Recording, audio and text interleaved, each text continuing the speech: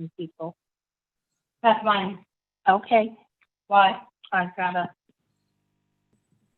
Okay, Dee Dee, are we live streaming? Okay, great. Thank you all. I'd like to call the meeting to order. It is now 7:01. Can you just do a quick roll call, Dee Dee, for those that are joined us today?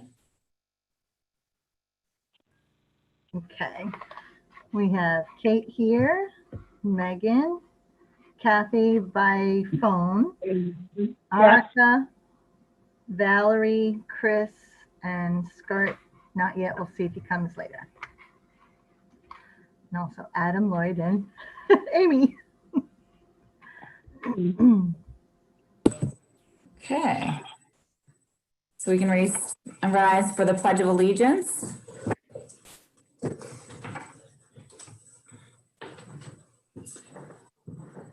I pledge allegiance to the flag of the United States of America and to the and to the republic republic for which it stands, one nation, under God, indivisible, with liberty and justice for all.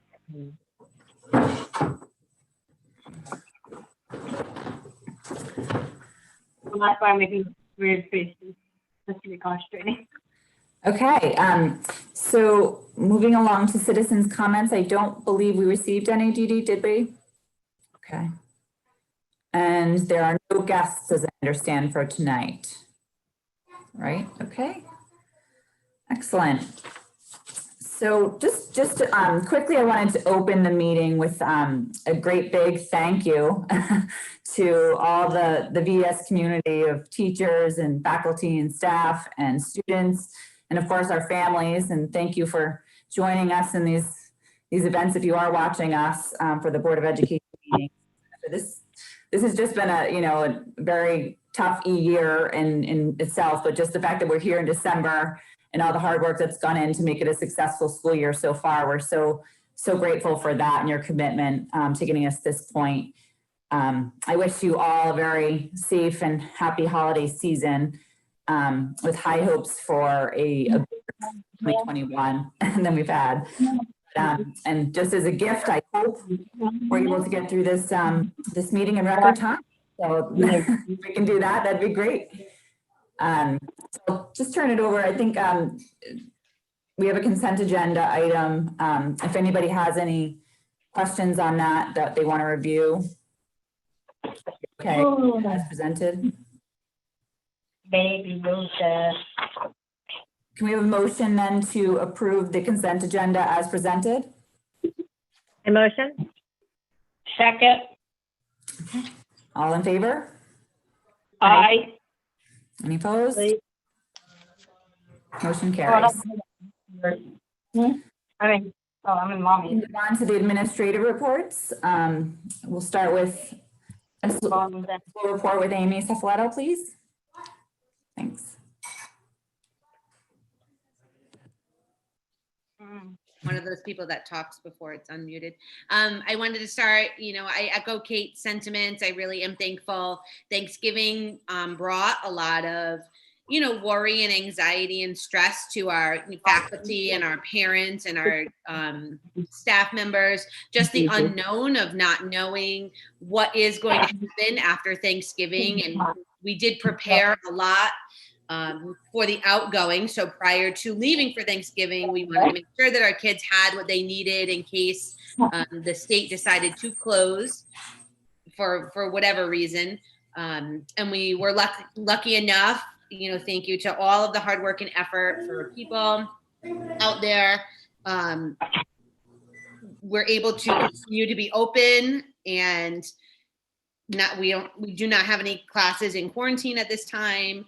So it's really been a great comeback after Thanksgiving break. And so not only does COVID present its own challenges, but it's also December in an elementary school. So those normal things are happening still, at the elementary level. So we're really trying to keep a lot of normalcy for our kids of what we normally do during this time period, because December is such a fun month for a lot of different reasons. And, keeping that normal as much as possible is really what we're looking for. So we are working on currently preparing for our next break. And our next break, when we leave on December 23rd, we're really hopeful that we can come back on January 4th, but we are preparing to send students home with their Chromebooks and 5 days worth of plans or materials, at least again, in case, you know,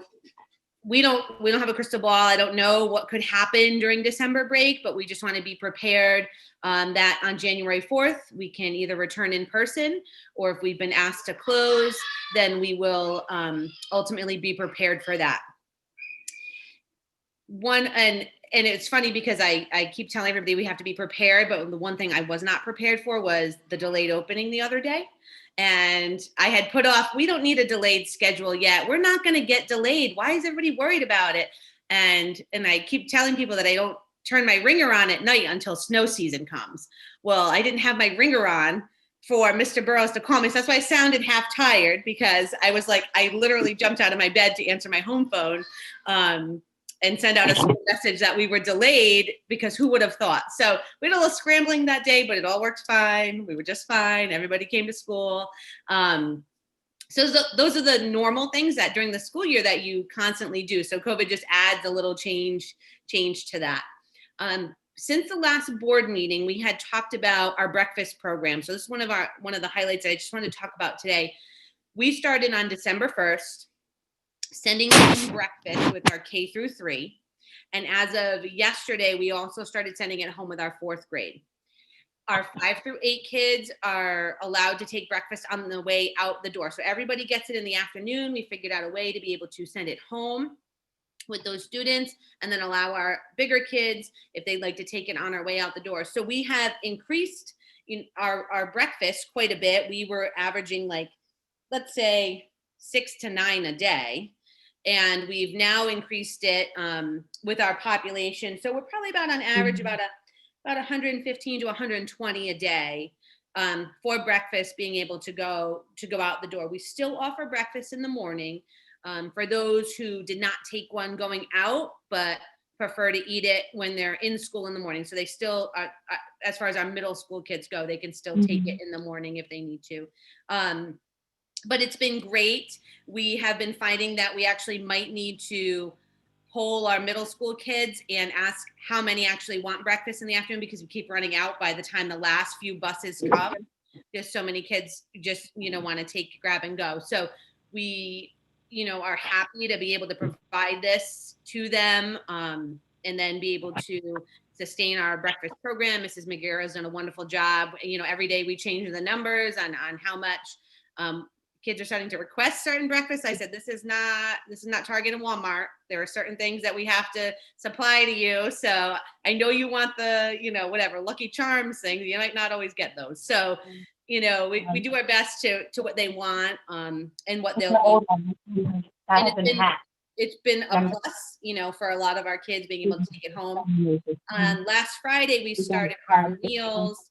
We started giving out our meals to be able to serve on Saturday also. So we've allowed, through our program and our director, Tom O'Connor, we've allowed K through 3, they take a frozen meal home. Like last week, it was like chicken, French fry, chicken, I don't even know, some kind of chicken and French fries, and pasta and meat sauce. So those are just some of the different things. This is something that they do through Griswold. So we're like modeling after what Griswold is doing, Preston also, and being able to do that and pump up our breakfast and lunch program for right now is really a plus. And we're hoping that by getting those funds in, we can tweak our menu a little bit and get in a few different, a variety of things for our kids to eat. I'm hopeful that, as we continue, that more and more kids want to buy lunch. So we're doing well for breakfast. So we'll try to change our lunch menu a little bit more and try to get some different things in there. When we left the last time, we were looking at piloting this program, but I'm pretty sure that this is going to remain probably the way it is now for the end, till the end of the year. So, which is great. And families can count on that. I'm just scanning through. I think we held another November bingo. So I feel like I'm at the casino now because every month the kids are asking me to host this bingo. So, and I've involved myself in hosting this online bingo. We hosted one in November. We will host another one in December. We do this for kindergarten through 8th grade. We use our school store for their prizes, and they get to come down and pick. Upcoming this month, we will also have a snowflake shop. So our PTO is going to put on a snowflake shop, which will be next Friday, and then Monday for our bigger kids if they're interested in coming and buying little gifts and whatnot, what have you. We have pajama day tomorrow for CCMC, and we will collect and then make our donations. Kayla Berard has taken that over from Mrs. Maloney, who had started it with Pajama Day for kids at CCMC, and then donating that money on behalf of Voluntown to them. So it's for a great cause. All of our Chromebooks have been distributed one-to-one. We'll be sending home a new device agreement for December. We will send all of our kids home with our devices on December 23rd. So that way then they have them and in their possession and being able to use them after break if needed. If not, they're just going to come right back with them on January 4th. I think that's really it. We've had some great kickoffs to the YSB Lego program. So great job, YSB. Melinda does a great job, and the YSB supports so much of our programs. We have another YSB program coming up, and it's exciting because kids want to be part of those programs. I think they really want them in person, but unfortunately right now we can't, but they like to do those things. So the YSB is really great about providing for our kids, during this time, and something else extra to do after school. So I think that's about it. Does anybody have any other questions? No. Okay. No, I wanted to thank you for sending the video for the honor roll and those. Oh, yes, I forgot to talk about that. Hold on. Yeah, that was just a really creative.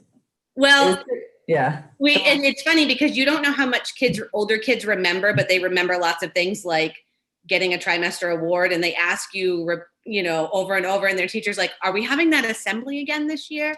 And it's funny because they don't put we're in school, so they just assume we can just do normal things. Like we're just going to all 200 of us come to the, so we actually did it through our classrooms. The teachers were given the awards when I called their name through the video. So we had a little malfunction, and then I had to record after. It was this big thing. So the teachers though gave them their award from them in their classroom, which was, if you've been to our award ceremony, a lot of times it's really large and it's a lot of people. Some kids get nervous. You're walking in front of the entire student body going up there. And so we had gotten some feedback from some teachers that it was nice because that moment was for that child, and the classmates were happy and clapping for them. And it was really, even though it was different, it was still nice for them. So next time, we did talk about tweaking it a little bit. I'm hopeful that we can coordinate it enough where we could actually have the kids come down after they've gotten it and kind of go through and put them on video too, just so that way then it kind of puts that face with that name thing. So we're working on those things, but it turned out great. It's one of those things that we do in Voluntown, so we wanted to keep the tradition of doing that award and highlighting those kids. Okay, now I'm really done. Well, thank you. I know it takes extra effort to go and put together a video and so forth, but from probably people that don't always get a chance to attend, it's right. Yeah. Nice to see in person. You can share with grandparents or whomever, and it's nice. So thank you for doing that. Okay, so we can move on to the Director of Student Services report from Dr. Johnson, please. Good evening. My written report's on page 51 of the board packet. I'll just comment on a couple of things.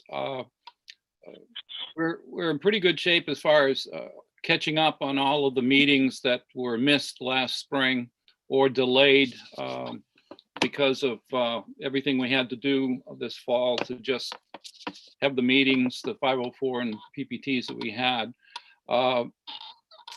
The department's currently engaged in working with students and parents, Mrs. Valancourt and Amy, on the selection of high schools of choice and the submission for the receiving schools, records and recommendations before it. There was a NFA partner meeting today. The people invited to the meeting were staff from NFA and directors of any sending towns. NFA is in the process of creating an entirely electronic registration process for all students. They expect it to be up and running in January.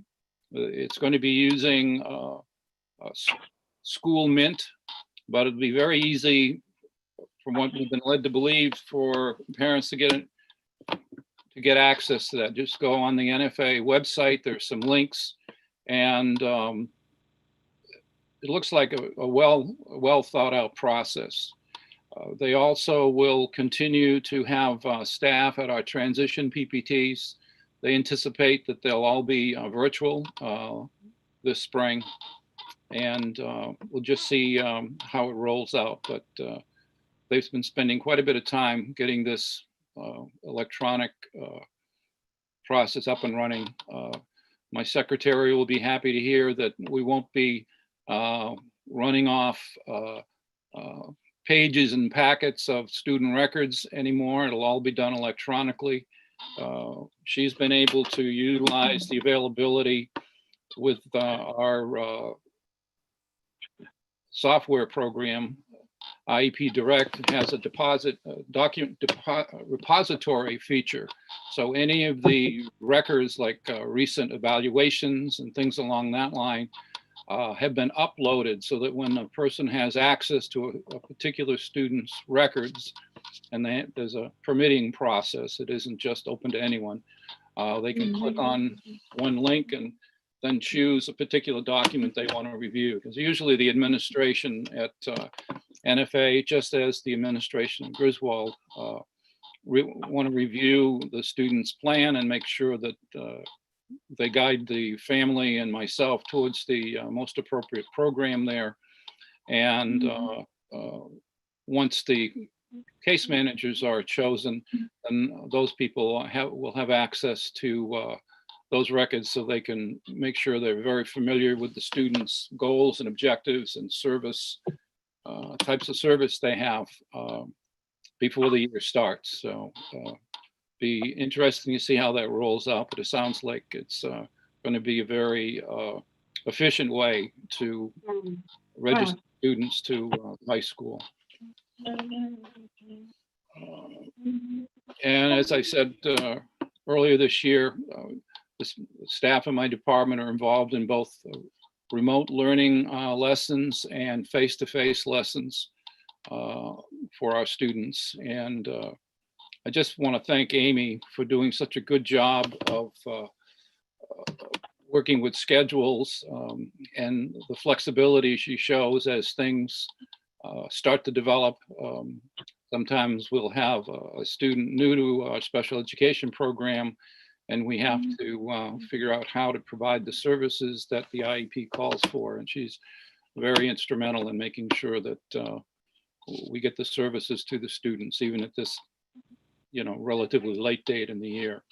I also want to thank my secretary, Linda Raymond, for managing all the scheduling and hosting all the virtual meetings that I chair. We're up to 74 or 75 right now so far. And, it's been working very well. She reaches out to families to make sure that they're connecting and participating in the meetings, even after the meeting has started and somebody might be a little late. So things are going, I think, very well in the department. So good. I'm sorry. Lloyd, I just had a question about that. In a previous report, I thought I saw that there was some transition that was happening to a new software program for your office. Is that still happening, where a new program is coming in to store all of that information? And if it is that compatible with the new NFA stuff? The new NFA stuff is totally separate. I think what you're alluding to is the state of Connecticut is taken on the responsibility of providing the software program for the entire state for 504 accommodation plans and IEPs that come out of PPT meetings. This year, last year, they had a committee work on revising the paperwork for the actual forms for the IEP. We've not had the opportunity to see what that looks like. This year, the company that was selected to develop the system, I'll call it, is working with representatives of the Bureau of Special Education to actually create the program. Then next school year, it's going to be piloted in a number of districts around the state. And then the following year, 2 years out, is when it'll be rolled out to the schools. We've been promised significant training opportunities for staff to become familiar with the documents and how to use it. One of the things you may not be aware of is the forms that we fill out for the IEP. The state has access to certain aspects of those forms to make sure that we're complying with state and federal guidelines. I actually look at the data that's in the form to make sure that for instance, the dates of the meetings are within the guidelines. You have to have an annual review every 365 days, and they monitor data points. So one of their high priorities in the new system is to help make sure that special education is running according to the rules, but also that there are systems in place to help foster the improvement of special education services to our students. So I don't have any information at this point as to what that's going to look like, but that's the state's plan. We've been led to believe that the cost of developing, implementing, and running the program once it's up and running will be at no direct cost to the communities, the school districts, other than a comment was dropped about some kind of a startup fee. And I have no idea what that is or when that will kick in. But right now we spend approximately $7,000 a year for IEP Direct. We've learned that it has a number of flexibilities. We've also, within the last year, I believe, integrated it with Power School. So those two programs now are interactive, and the staff in the building, the secretarial staff in the building have become pretty proficient at using both of those programs. So we'll see how the state's plan rolls out. This way, all of the school districts in the state will be using the same program, the same software program. Right now, each town is able to choose which one they want. There's one, the IEP Direct by Frontline is extremely popular, but it's not the only one I understand that's being used within the state. I hope that wasn't too much of an answer. No, it will be nice to see some of those cost saving measures though, if the state's going to end up picking up the tab for a lot of that new software, where we're going to be able to save that money over time. That $7,000 a year can translate into some serious money. Yes, it is. It is. Yeah. Any other questions? Okay. Kate, I guess I'm Okay. done. Thank you. Thank you, Lloyd. I hope you can all hear me. I'm having like some glitching a little bit. So if I have to switch over to my iPad, I will, but I'm riding it out till as long as I can. And Kathy, just wanted to let you know that you're muted now, so if you need to unmute, if you need to make a comment, just unmute. I think that's all. I think everybody else has it, but she's on the phone, so I want you to know, Kathy. But moving along, we can move on to the superintendent report. Mr. Burrows, please.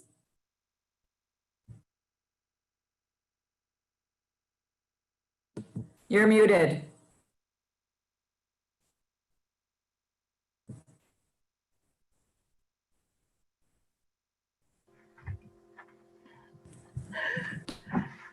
Adam, Adam, you're muted. muted, hon. Sorry, I'm okay. I'll start over again. Okay, well, happy December to everybody, and we are past the 1/3 mark for the school year. And during this time of COVID, we've been maintaining open in full as much as possible for K through 8. And I know that the parents of the high school students are continually having changing schedules based on what's happening with the several different high schools that our students attend. But I do want to thank everybody for being flexible with that. As Amy said, it was interesting the other morning with having a delayed opening, but the roads were just too icy. And Griswold and had called, and also Voluntown had called. Our bus drivers were ready to go, but they were slipping on the bus depot, and we just couldn't send the buses out. We needed some time for the ice to melt. I certainly want to thank Amy and Lloyd and all the faculty and staff for all of the wonderful things that are happening at school, and especially because of the adjustments that are being made. For my report, I've given you my calendar for December and January. These times are just very interesting, and as I said, I connect with both EastCon, because we have students in the EastCon region and in the Learn region. So I attend 2 of the superintendents meetings that are held weekly now, and there's about 30 superintendents in each meeting.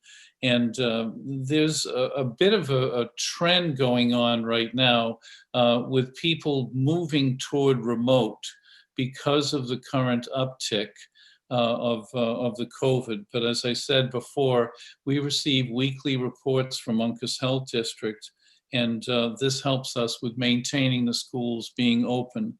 And our protocols in the building for social distancing, mask wearing, washing hands, and all schedules do help us help if we ever have to do any contact tracing. District enrollment right now is 249 pre-K through 8th grade students and 129 high school students. We just dropped 1 student.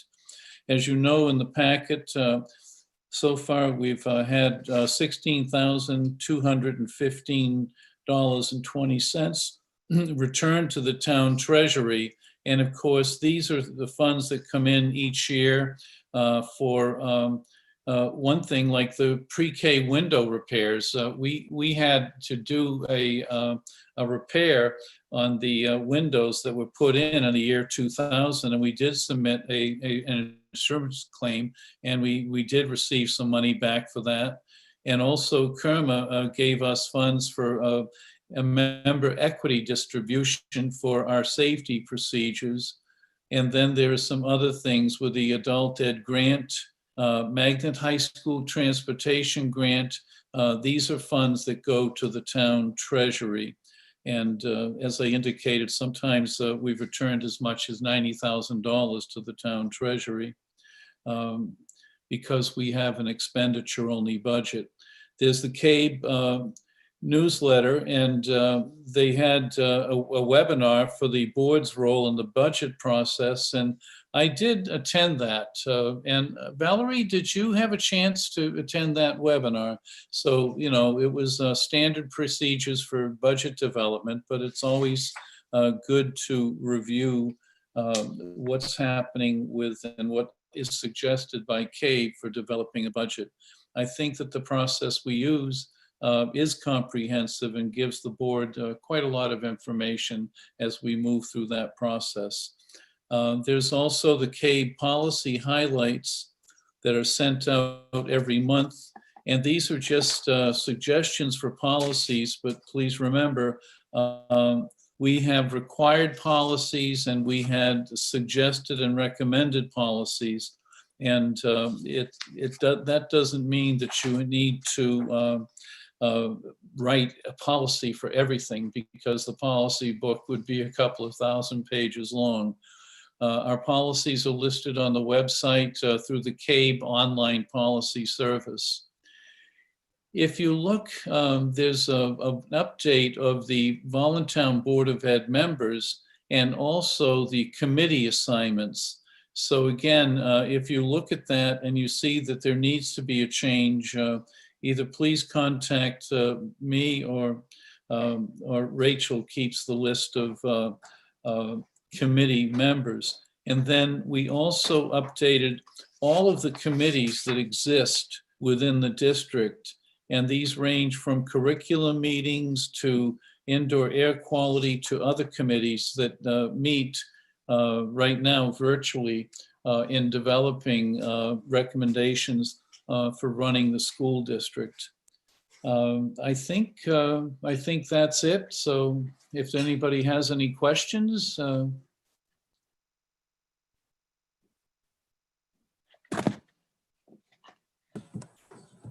Any questions for Mr. Burrows? We're all good? Well, thank you, Adam. You're welcome. We can move on to old business. The item number 1 is the budget preparation process for year 2021-22. Yes, just a quick update, because next month, January, that's when I give the initial superintendent's budget proposal to the Board of Education.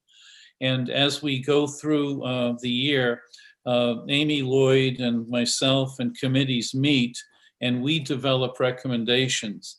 And from these recommendations, we look and we see what we can do with the budget. Now, there's a budget explanation that we've been editing as we go along, and this will go along with what we present at the town. But I really would like to move over to the curriculum steering report. And we had board packets, and the curriculum steering committee actually delivered to members of the Board of Ed houses recently. And Kate Beaupalant, Erica Calwara, and Valerie Musiano are members of that. So Kate, I might, and Valerie, I apologize. I just noticed a little typo on your name, so I'll fix that. Okay, because you're not Valeria, but. And, okay. Thank you. And so Kate, Erica. Yeah, please just continue to say my name like 6 times to see if it flows off the tongue. I mean, it's really, I feel for anyone that has to say people's last names, because it's very difficult when you don't say it every day. No, but thank you. I hope everybody enjoyed reading the report that was provided in the packet. It was really interesting to kind of, having been on the board for a couple of years, I've seen it before, but for some of the new board members, you might have not seen the amount of work that goes into the curriculum steering, committee reports. And it's true reflection, I thought, of just the collaboration between different, the different units within VES, between the junior high, the elementary level, the pre-K level, Amy's work to kind of unite and cohesively present it all in different ways and add a principal's perspective, and Adam's as well perspective on oversight. So I'll let Erica and Valerie also give their thoughts on it, and then we can kind of maybe make some highlighted points as you see fit from your perspective. Yes, well, I mean, my first impression was, holy cow, this is hefty. And that I'm always amazed at when, Adam lines up all the test results and the scores from our DIRG. I'm just blown away by how we place year after year. It's just so impressive to me. And the hard work that I know working in a school that goes behind that, and that we make so much stretch in this little town. And I just really, and when see it all on paper, it's just, I don't know, it's really great to see.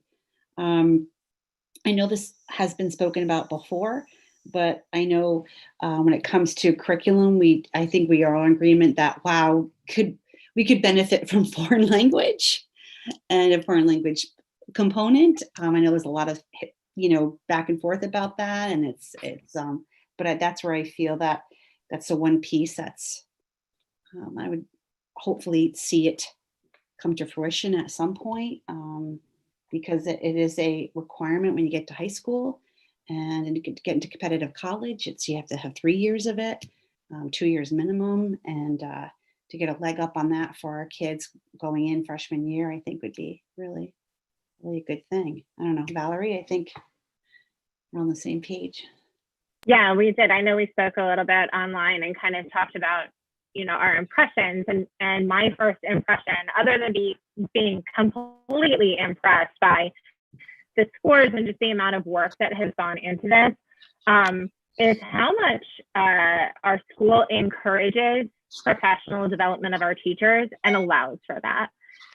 Whether it's I was reading Jackie Valancourt, going to some NCTM conferences, whether it's our science teachers that are participating in professional development there. A lot of school boards, that's kind of the first thing that goes out the window, is either the ability for a teacher to take the time off to improve in that way and meet with colleagues from around the country or around the state and kind of just have that meeting of the minds. So it's either the time that usually goes away, or it's the financial backing and making sure that they can go to the conference. So that was one thing that impressed me. As Arika said, though, I think that one of the concerns is certainly not having any world language component. Looking forward into high schools and into colleges, I think that that's probably the one place that we could most improve, is some sort of an exposure for the younger students. I mean, we know that young students learn foreign languages so much easier than we do, right? There are people who I know in the town who choose to have private tutors tutor their young children in foreign language because they do understand the value of it. So they've introduced their kids already to some different world languages. And so having that component and at least considering a way that we can get it in somehow, it's not going to be something that financially we can just say, oh yeah, no problem, let's hire a whole department and we're ready to go. I really think it's going to be baby steps trying to get it in. It might start with some exposure from our kids at NSA or at some of the other high schools that are taking it, that are willing to come in and do some of their volunteer hours working with our younger kids and just to give them some exposure. So it is going to be a baby step thing, but I certainly, other than being, again, impressed with this report and just how great our school is, that was one of the concerns that I had.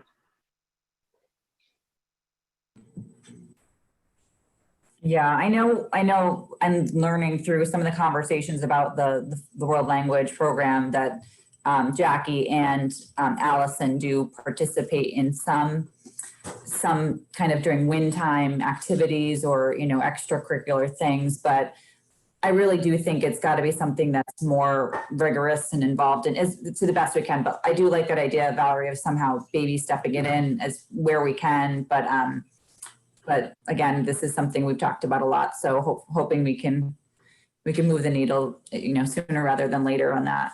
I did, was kind of most especially interested in,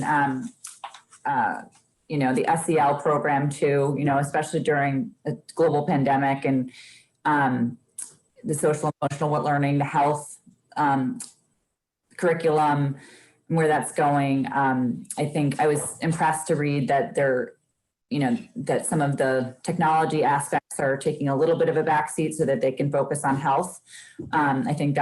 I thought that was a wise step in this time, because kids are learning a lot about technology as they're online all the time right now, how to keep themselves healthy in a time where maybe they're not able to as much because they can't get to their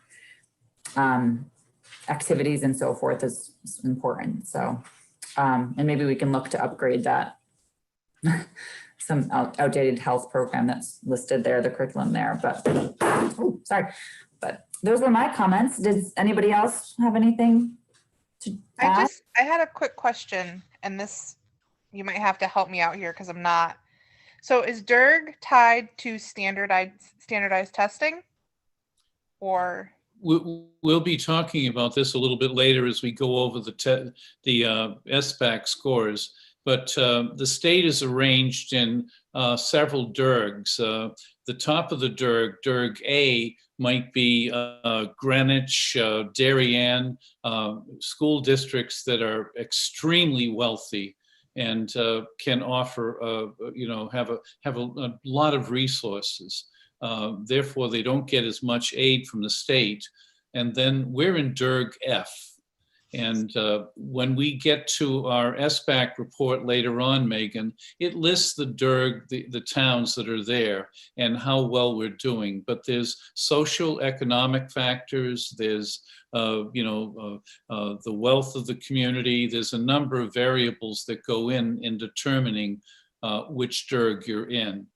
And the percentages, are they is that based on, like, how do they, and maybe the percentage to hold off, yeah, but the percentage would be the overall performance of all 3rd through 8th graders put together, and that's how they compare the school districts.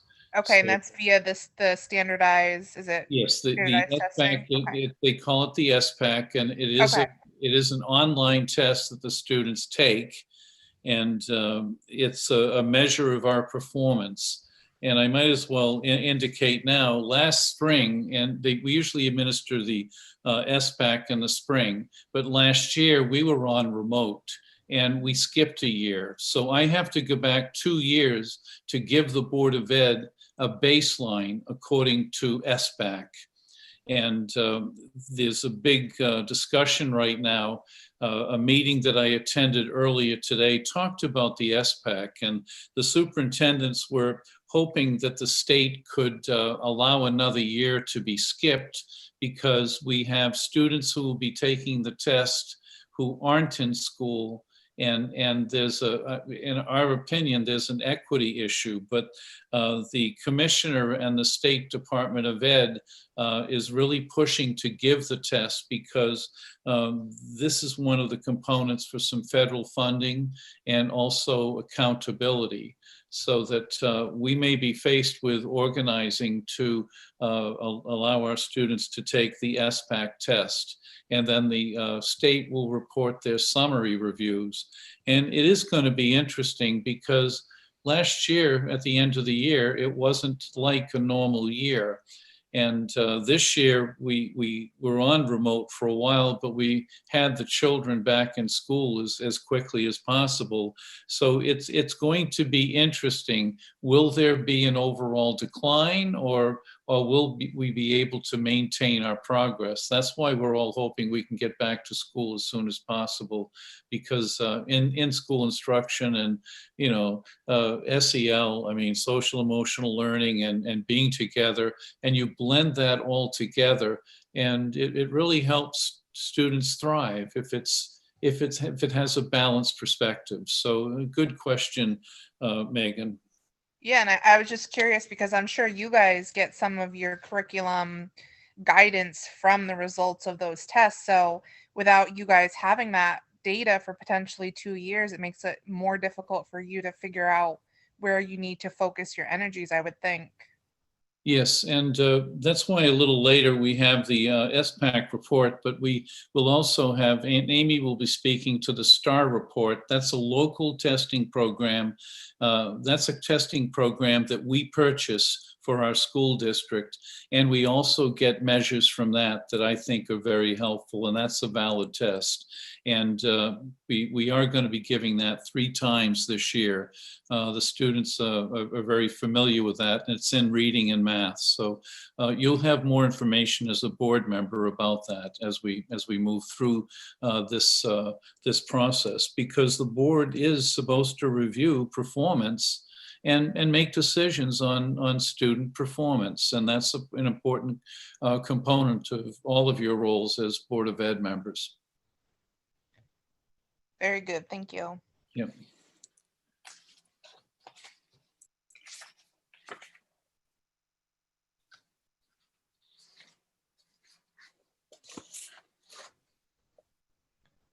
Did we lose Kate?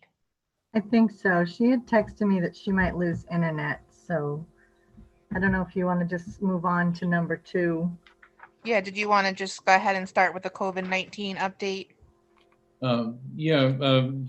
I guess, Megan, you're vice chair, so you've got the agenda. Just a quick statement about the COVID-19.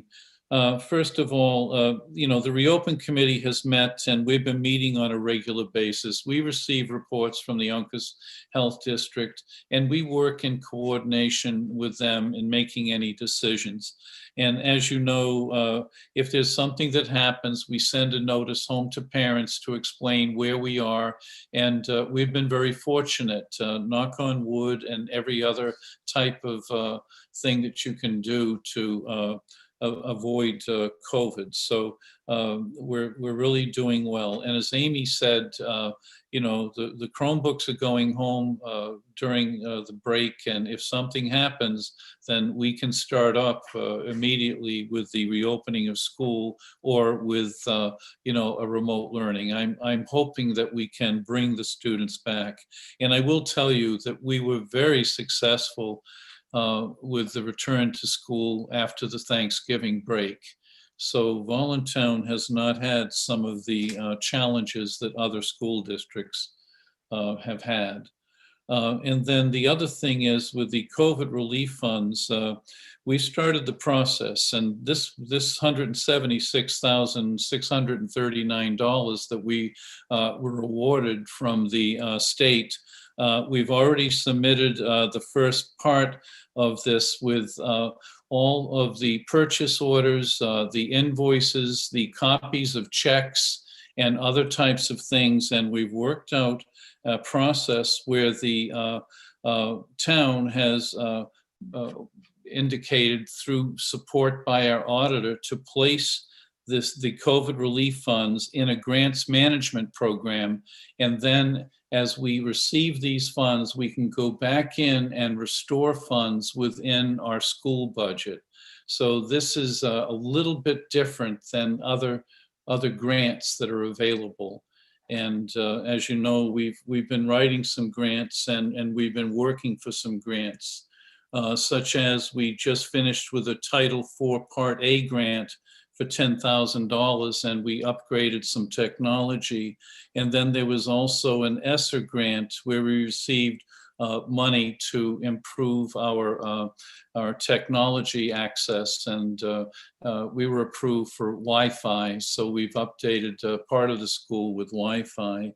And then, of course, the state had a distribution of technology, and we received the 75 Chromebooks. And we also received access to some hotspots. So all of these support systems that are beyond what normally happens have been very helpful for our school district. That's the update on the COVID. I know that you had mentioned at I think it was last meeting, that you guys are having some trouble with your Wi-Fi. Has that all been successfully restored? Absolutely. Absolutely. The company came in, and this is a company that's maintained our Wi-Fi. Actually, we were doing so well, the town called them in, and last year they updated the town Wi-Fi system. But we've resolved all of that, and it's been very successful, and we're very pleased. This was just one of those things that required a little bit more bit more attention, and the company was as surprised as we did, because we've had so much success in updating our technology infrastructure over the years. But it was fortunate that we had outside funds that we could do this with, so we did not have to take it out of the school budget. And that was a grant that we could just draw funds directly from. Adam, will some of the grant help pay for staff doing virtual learning? Yes, and yes. And we had a list, such as we hired the remote teacher. That's all coming from this relief fund, Chris, until December 30th. So we were able to get, part of the salary. We hired an extra custodian. Our director of maintenance has had to work overtime with some issues. So yes, this has helped with staffing, and that leads into something else. I am in hopes that we will again have another relief bill of some sort from the federal government to help us continue with this, because as mentioned before, this grant only went until December 30th. So we were very fortunate to be able to offset some costs with staffing. I believe we also had a little bit of help with bus monitors, and there's another list. But that's the that reimbursement we will send into the state actually tomorrow, and I'm in hopes that they're depositing the funds as soon as possible into the grants account, so we can go back and restore funds to the Board of Ed budget. Now, Adam, it said in the report that there were 10 hotspots for areas with limited access. Is that something that's already been set up, or is that yes. on the future agenda? Jim Ward, our technology consultant, was checking, and Amy was also checking on people who are having difficulty with internet access. So if there are people who are having difficulty, we've been trying to make sure that we can upgrade some of the availability that we have. So that was done through some checking with, through our remote learning. We've been relentless in making sure that children have access. And we want children to be able to work with this technology. As a matter of fact, with one of the grants, we had some flexibility, and we were finding that our kindergarten students were assigned some Chromebooks, but what we were able to do is to use some of the federal funds, and they're on back order, but we want to use touchscreen for the kindergarten students, which will help them with working with technology and following through. So kindergartners will have the touch screen, but first through 8th grade up, we'll have the Chromebook with the not the touch screen, but the touch pad. And I mentioned the STAR reading, and there's tests that our 1st through 8th graders take on the computer. So we work with helping them develop those skills.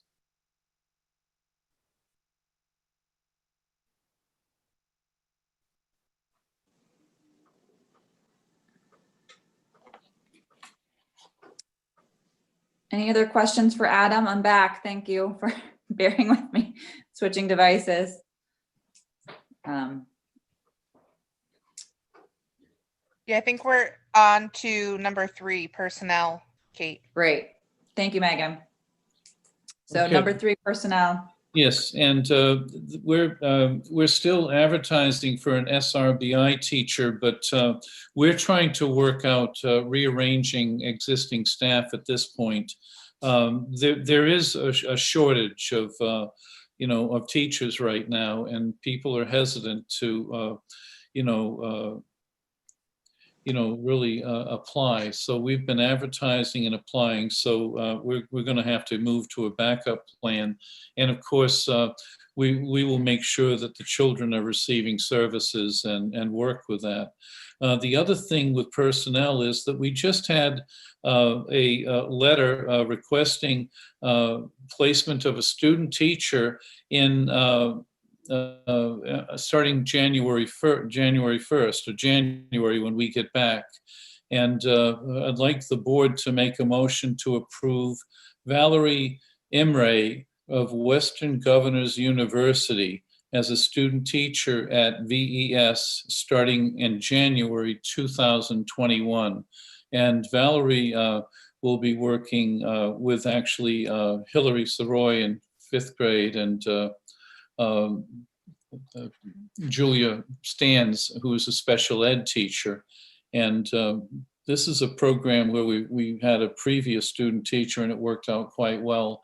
But if one of the board members could make a motion to approve Valerie, that would be helpful. So moved. Second. All in favor? Any opposed? Motion carries. That'll be a good addition, hopefully. I know it's tough to find help, so. And yes, our student teachers have been very supportive in the past.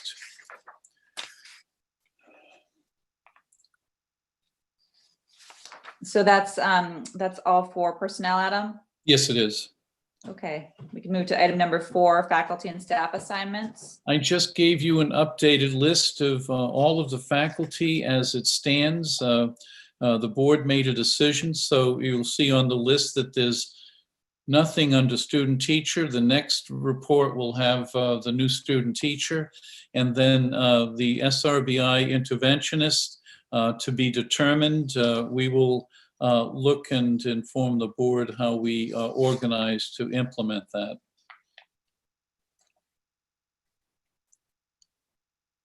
Okay, there's no questions on that. We can move to the item number 5, the school calendar for the upcoming Yes. school year.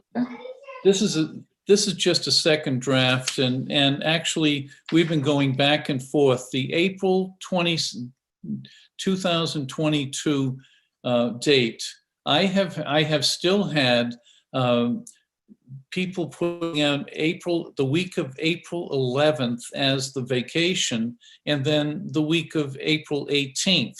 And I'm waiting for a general consensus with this. And that's the only thing that I believe is holding us up. So this is just for your information. It doesn't have to pass right now. The board has generally approved this in either January and sometimes as late as March. But we're just monitoring that. So I wish that there could be a more definitive thing. But we did find out that there was a big question about the SATs.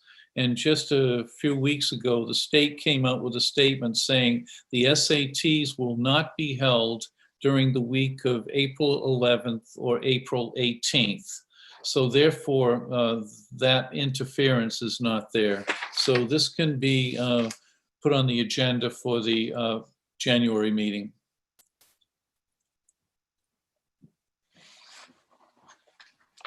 Okay, any other comments there? We can move along then to item number 6. Yeah, can I ask a question? Oh, certainly. Sorry, Amy, how did you have any feedback from your teachers about doing the 1-day parent teacher? I mean, I know it was a little different this year because it was on Zoom, but did it go over well? It did, and it is different because now you don't have that people coming in and out, and that was the whole purpose, for people to be able to come in and out all day. And our idea was, oh, parents work, we're going to do that at night. Well, everybody's working from home now, so a lot of the pieces parents were during the day, which was the total opposite of what we anticipated when we first wanted to do this. But it worked out great. It affords teachers time in between if they're in the building, and blocking off time, and they can do some other things and meet with parents and really schedule them throughout a 7-hour day. I feel like it works a lot better. The problem is, as you know, when you do a 2-hour slot and a 2-hour slot, divide by so many kids for 15 minutes or 10 minutes. A lot of, the junior high, when you have 30 kids or 60 kids, usually, the math, I mean, I'm not a math person, but the math doesn't add up. The minutes don't, make sense. So the full day is really, is really beneficial for them. And I think the teachers would agree with that.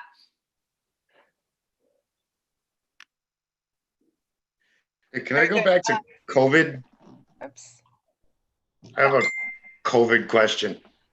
We see on the news all the time how students distance learning are falling way behind. And luckily we're not here at VES because we have learning in school. Is anybody monitoring our high school students to see if any of them are falling behind in their studies? Besides the high schools, are we keeping an eye on that here? Well, Here's my question. this is one of the things with not having your own high school, Chris. We get reports from the school as far as students. Am I on? Can you hear me? Yeah. Okay. We get reports from the school if there's any students that are having difficulty, and the high schools do keep us informed. So, and if there's any needs for meetings and stuff like that, I know with the special ed and 504, Lloyd is always, attending meetings and stuff like that. Plus, we stay in touch with the superintendents. Generally speaking, I get copies of report cards and can review that. I get copies and notices of attendance. And then if we have any follow-up, we can do that. But it's just like I was talking about before. We're monitoring the progress of our students, and the teachers are doing that, but we didn't administer the big statewide test last year. And if we do it this year, then we can compare and see what happens and make recommendations from that. But on the whole, I do think that high schools are really trying as best they can to make sure that they're meeting the needs of the students and maintaining academic progress. And if there are some issues, they do communicate with us. Adam, can I just add a comment? Sure. Yeah. For instance, I was contacted by NFA a couple of weeks ago about one of our youngsters that's up there. They just did a fine job of bringing to our attention that the student was having difficulty with keeping up with assignments. We had a virtual meeting for that student that involved the student and the parent and the staff that works with that particular student. So they are staying on top of things. So that's a very good question, Chris. Chris, I look at it like this: like when kids go to NFA, we're only renting them. The sending towns, they own the kids. We're renting, and we report to the sending town, which actually is, the realtor. And so if anything goes awry, or we can't reach a family, or there's some kind of issue, and anything that regarding maybe some more specialized program or attention, we have to report to that town to talk about how we intervene. So there is communication back and forth. We do the grunt work, behind the scenes. And then when it gets to be to a level where like, okay, we need to call in some more people and more support, we definitely contact the sending town. Are those high schools still administering STAR? Is that data that we could be collecting and kind of taking a look at our kids as they leave, and then, their STAR data at the end of 9th grade, their STAR data at the end of 10th grade? I know a lot of high schools are still giving STAR data up through 11th grade, or STAR testing up through 11th grade in English and math right now. Is that something that we are able to do, or is that outside of what we're able to do? Well, I'm sure that we could ask for reports, but as I said, usually there's some quarterly reports, copies of the report cards that we receive, and we can monitor student progress. But if there are challenges or students are having difficulties, they do contact us, and then we follow through with, the appropriate resources to support their work. Valerie, I don't think we do the star at NFA. Yeah, we don't do the star at NFA every year. That'd be something to, I think, talk about. Yeah, at our school, we do it 4 times a year Yeah. in 9th, 10th, and 11th grade. So it's easy for us right now to be able to see gaps in kids who, were out of school at the end of last year, starting school this year, kind of looking at where the gaps are. So I was just curious if it was carrying over to other schools in Connecticut as well. I mean, that's a good SRBI process right there. That's like, tiered good SRBI process, but at NFA, I don't know. It doesn't happen at NFA. I can tell you that right from now. I know the process, and I know we're painting a nice picture here of that, the school VES gets involved. That's not true. I can personally say that. I'm going to disagree with you on that, but yes, I actually work there and do the work, and I do communicate. And it's funny that, we're sitting here saying that, oh, well, we're keeping on track, we're watching these things, we're doing that. Not happening. I'm telling you that right now. And I'm personally involved in it right now. I'm actually very disappointed between our special needs and our administration here. That's the way I feel about it. And I'm sure there's a lot of other parents that across Voluntown that feel the same exact way. I'm sorry to hear that, Scott, that's, that you're personally going through that. I think Val brings up a good point that, I'd like to have us look into just what the various high schools are doing from a evaluation standpoint that could vis-a-vis transfer over from Voluntown to the high schools, just for us to have a better perspective on it as a board. No, I agree. I was very surprised on how the transition went and how lackadaisical it actually has been. And if it wasn't for, me and my co-parent, I think we'd have bigger problems than we have now. This distance learning thing is not good. It's not good for anybody. I can tell you that. And it's going to be a big problem as we close, this year, not 2020, but the school year 2020, 2021. It's going to be interesting to see how many kids with failing grades actually get pushed forward. I almost wonder if there's something, depending on how, I know there's talks of the vaccine and all of that, but obviously we're still quite a ways from being back to normal. I almost wonder if as a school board, I know we don't necessarily drive the curriculum of the high schoolers, but I almost wonder, is there testing that we can do of our high school students, and I guess what the legalities of that, just to see, at least be able to see the gaps of our students, obviously that's something that we'd have to look at, but if there's the opportunity, so at least we're just aware of where our students are and if we need to help intervene outside of that. With last year, and again, I'm not putting this on VES, but last year when we had the COVID outbreak and towards the end of the year, a lot of the testing that Amy, and I know you know this, but a lot of the testing that we would do before we send the kids on, we didn't have the ability to do. So you kind of just kicked the bucket, as I say. You pushed them forward and threw them, basically to the wolves. And, again, it's really disappointing from my end because, with Lloyd, with Amy and the team, we did a lot of work over the last few years. And it just blew my mind when, it just blew my mind to what I saw and what I had to experience.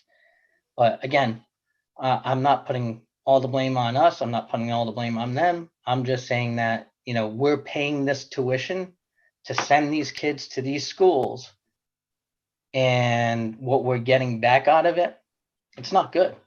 I mean, at least in my point of view, if I'm paying tuition to go somewhere and I have a gripe, well, you got to deal with that gripe. That's what we're paying for, whether it's our own high school or not. These are our kids. We're pushing them forward. We're pushing them there. We need to stay on top of it. We really do.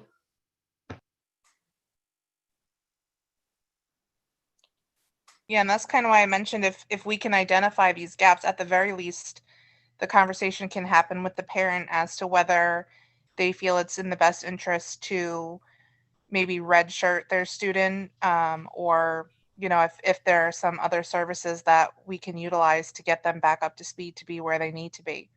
At least the knowledge is there. But again, I'm not coming from an education background. I don't know, but it's something that I would definitely be interested in hearing about.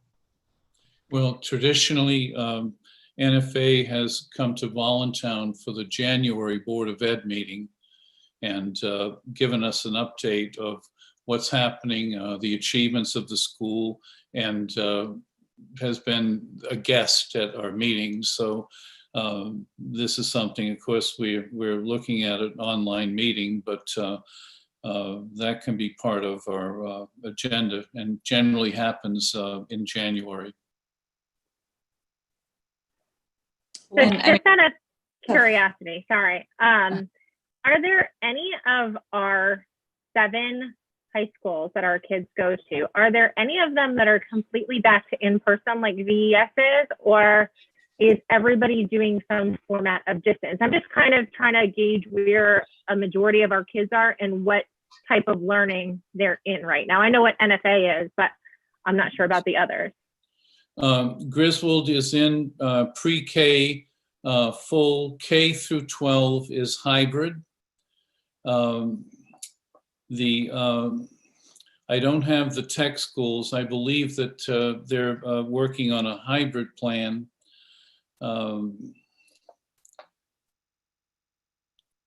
North Stonington, which will be a choice for next year, is all hybrid at this point.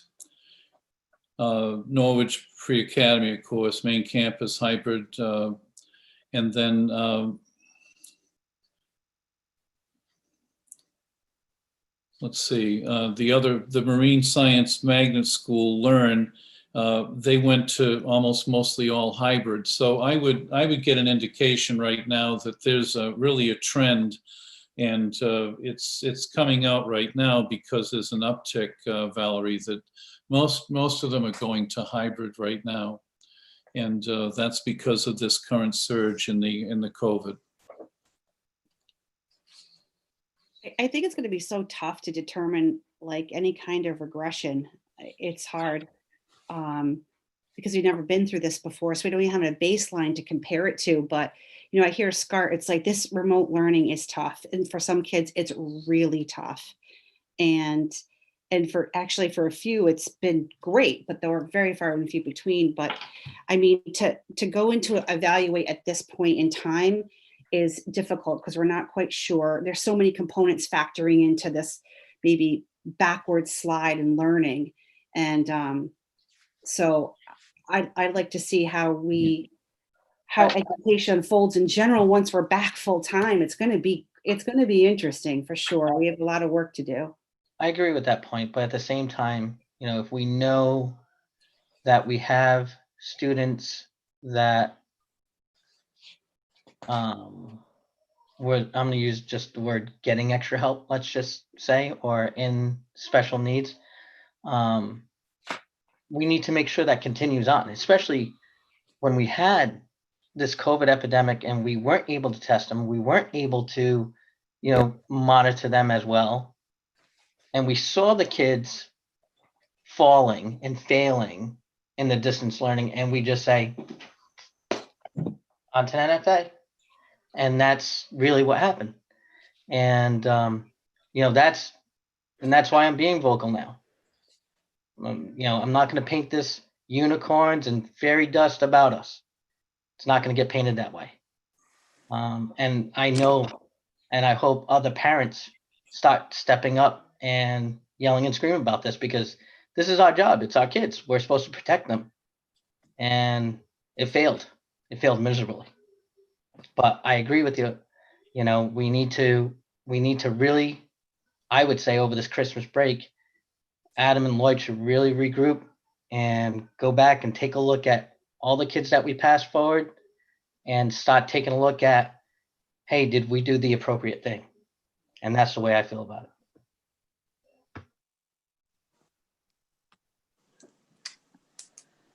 Are there any other comments directly? I know this was a step back in the COVID update. We were on item number 5 or 6. 6. I think we're moving to snow removal, but if there's any other comments before I move there.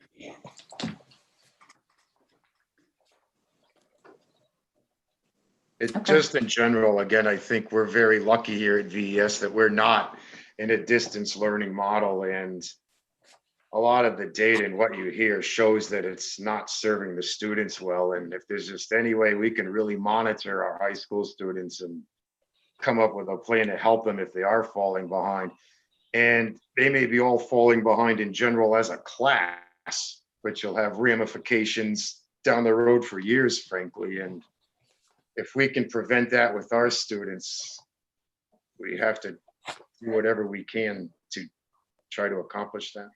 Well, Yeah, I think it's a good idea to talk about it. And we have a point here in item number 2 in the new business where we talk about performance standards. I think that conversation will lend itself. So and if you don't mind just tabling that for a second, we could just go. All right, Scott, yes. Mm-hmm. But I remember, you know, when we have issues with other kids and we have to school them, you know, we send them on to high school, some things happen and they have to be schooled here in town, you know, high school students. If we have kids that are having these struggles out there, maybe that's because we don't have distance learning happening here in Voluntown. Maybe we pull these kids back here and we do a special class for them. You know, something along those lines. That might work. That way they aren't falling behind from the distance learning and they are successful in their career.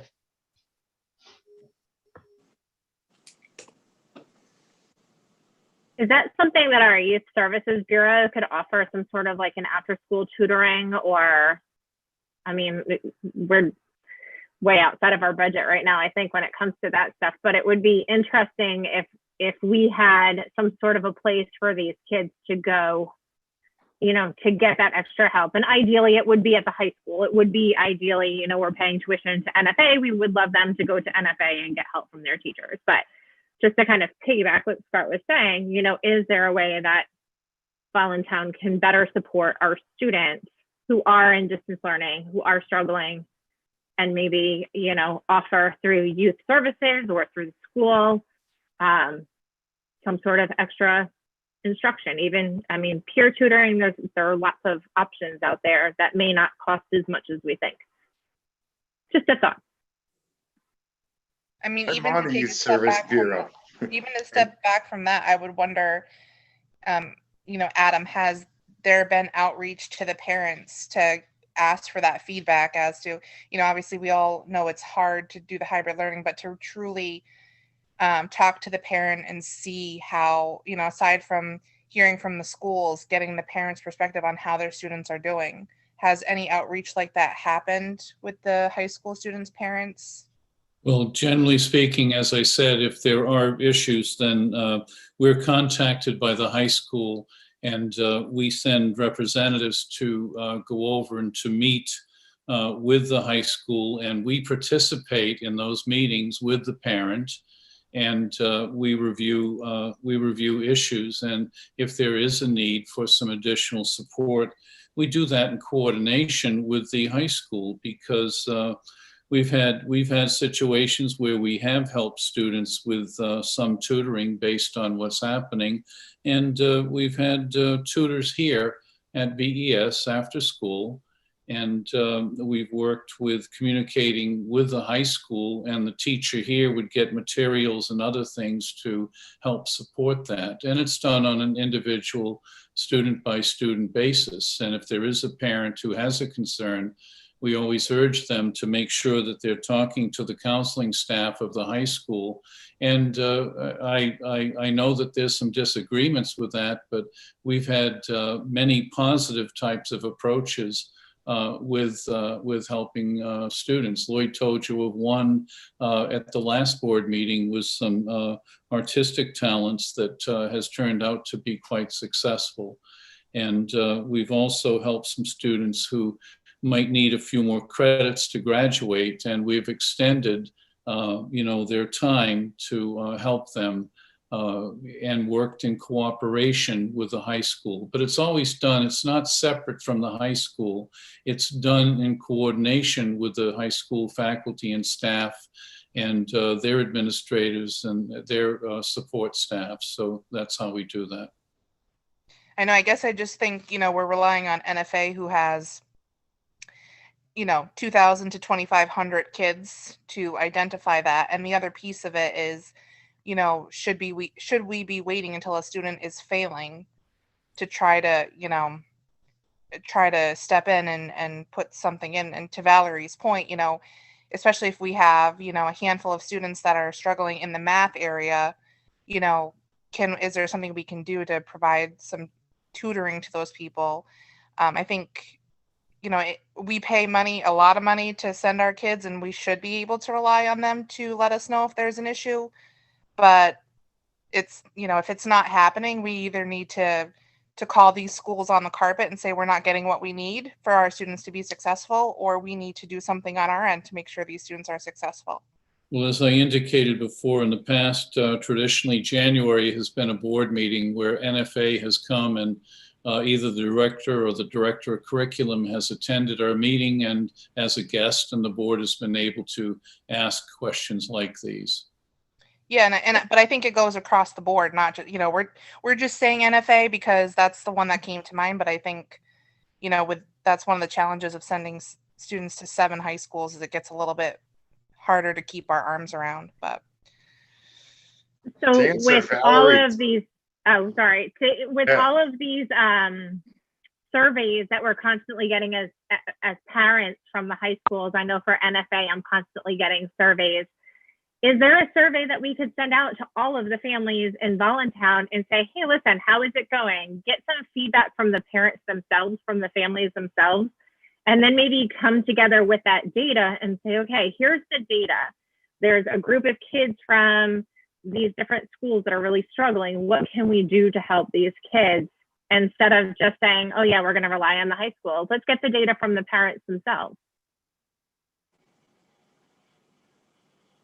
Well, we can take a look at that.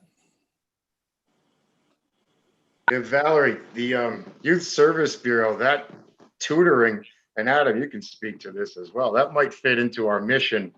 And we probably have the funds in the Youth Service Bureau account to come up with some of that. And again, that would be part of the whole village coming together to help any of the high school kids that are falling behind because of distance learning. It's, like I said earlier, it could have ramifications years down the road. It's certainly a concern, just what's unknown about distance learning. I think for sure, and I know that keeps me up at night all the time. When we even started school, just we're not health professionals trying to make decisions about what's right for our kids to go to school during a global pandemic, but certainly the downfall of distance learning, the tutoring idea seems like, I just from off the cuff, it sounds, like a potential option. But is that more distance learning for them? It would have to be, right? Am I heard? Face to face, so I would think you have someone that's helping you sit there and go through, the problem or the equation or whatever it may be, the science, the science fact. But that, I think that would definitely help a lot for a lot of parents where we had something from the YSB saying that, hey, you can come to school from 3 to 4 o'clock or whatever and get a little extra help. I think that would be helpful for a lot of the kids. And that should be something that we continue on, whether we're, have this COVID thing going on for, the next 6 months or a year or a month. I think that's something that the, YSP could offer and be a big help across the board, because you can offer it to the kids that are in BES too, that are having issues that, maybe aren't just, getting it yet, so.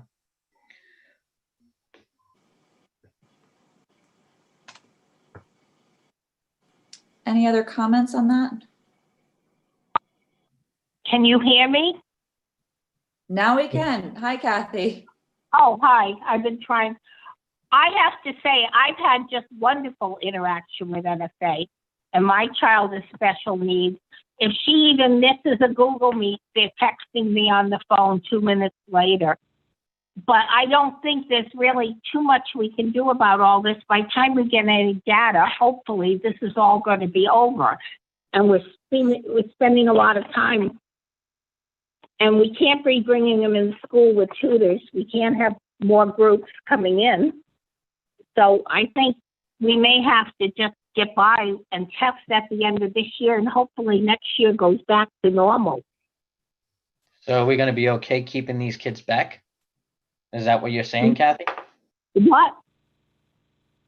I'm saying that I think by the time we tried to get some mode, by the time we got some mode of testing in place, the year would be gone. I mean, it goes very fast. Budget season is coming up. I don't know who would be paying for this testing. And most of the students are all having trouble, not just ours. Throughout the country, this is a problem. And I don't think we can fix it with some STAR testing.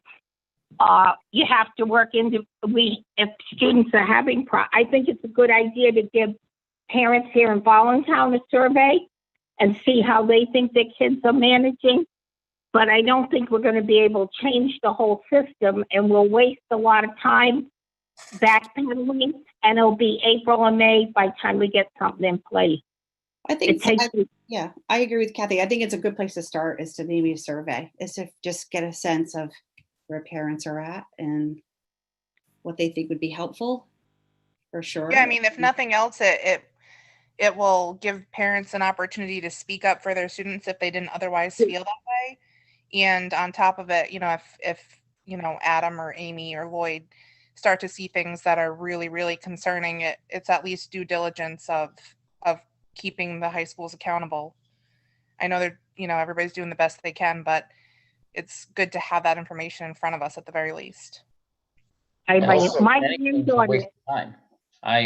When it comes down to the kids, there's nothing that's a waste of time. I think that's one thing that we do very well here with Voluntown.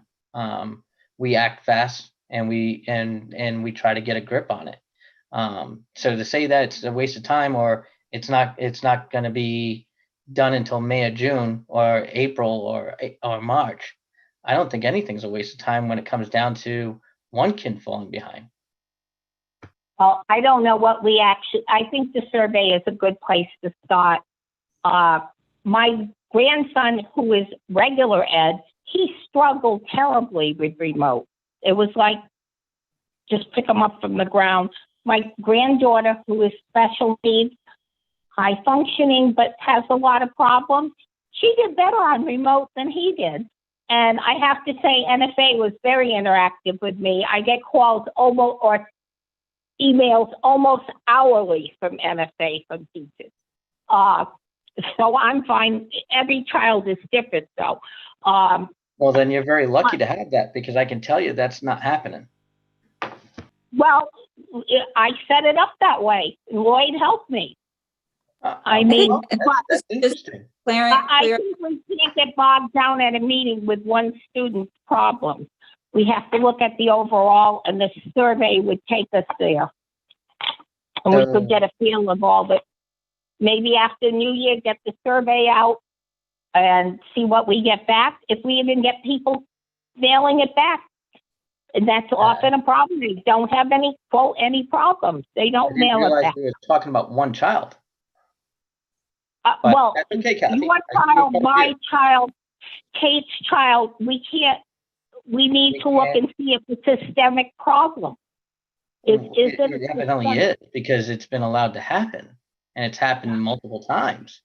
So it's a systemic problem. But again, you're one of the lucky ones. I'd love to, pick your brain. So and where would you like to start? With survey? Where is your start point? A survey? Oh, definitely a survey. I agree with that. I'm not saying that, but what you're saying that, whether or not we can enact something in a quick amount of time, we've always been able to do that here. We've always been able to call a special Not in meeting other and schools. get things done. We have COVID. We can't be bringing high school kids into the main school. They'd have to be all covering. You can't mix them with students. Okay, Kathy, So what happens when a kid gets suspended from We should school? move on, We bring please. him back here We'll for do 2 whatever weeks. you want, Scott. Let's move on. I have no other input. I hate to be flippant with the next topic, but it's snow removal. It's, obviously the distance learning is a huge topic, and obviously COVID is a huge topic. And I think that's a good suggestion, but we'll circle back on that for sure and try to move as quickly as possible. So Adam, do you have an update on snow removal? Yes, we had a snow removal company that won the bid for the past several years at a very reasonable cost.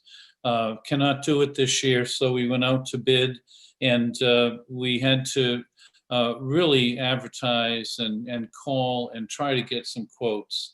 And I have a quote here from one landscaping company. It's $1,200 a storm, and then there's an additional charge if there's more inches beyond 4 inches, and they will also do snow removal. So they had $1,200 for their first run through, and then we have another bid that's $1,500, $300 more per storm. So what we're doing is recommending Luna as they're a company in Jewett City as the recipient, Luna Landscaping as the recipient of our snow plowing contract. And Brian Callio, our Director of Maintenance, has been in touch with them. And prior to the board meeting, we needed somebody on hand, and they were on standby to come in even before I got the board to approve this, to plow and to clear out the school if we had to. Fortunately, we didn't have to use them, but that would have been an emergency situation. So I would like to see a motion for the board to approve the snowplow removal contract to Luna Landscaping. Quick question, Adam, is that just the parking lot, or is that the walkways and the entrance to the school? No, Brian Callio has the tractor, and we take care of all of our walkways. This is the bus depot and the parking lot and the roads, leading in and out of the school. So there's an area that they have to cover, and Brian is available. And generally speaking, with the walkways, Brian starts, and if we have to, we call in an extra custodian to help out. And once the town finishes where they are, they've come over and snow shoveled. I actually have come in the past to help with snow shoveling, so it's a community effort that occurs. But we're fortunate that we do have a contractor, and he was the lowest bid. Okay, is that on par with previous years? I believe so, yes. Okay, and it's 1,200 up to 4 inches, and then anything additional? So, yes, but our budget item for this will go up. The previous contractor was giving us an incredible deal, so this is more consistent with some of the plowing that's being done in the area. And the 1,500, was that also just up to 4 inches as well? Say that again. It's 1,200 for their Yep, the other quote you said you got for 1,500, was that for just the 4 inches as well? Yes. Okay.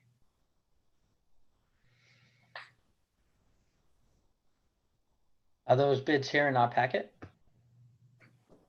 Beg your pardon? We only received 2 bids for snow removal? And we had to call and call and call. We've been advertising for a month. We didn't receive any. We advertised in the newspapers. We sent out notices, and then we had to start calling people to find out and check. And I checked with also one of the selectmen who was a former head of our maintenance for the town, and to ask if he had known anybody, but we did get 2 bids.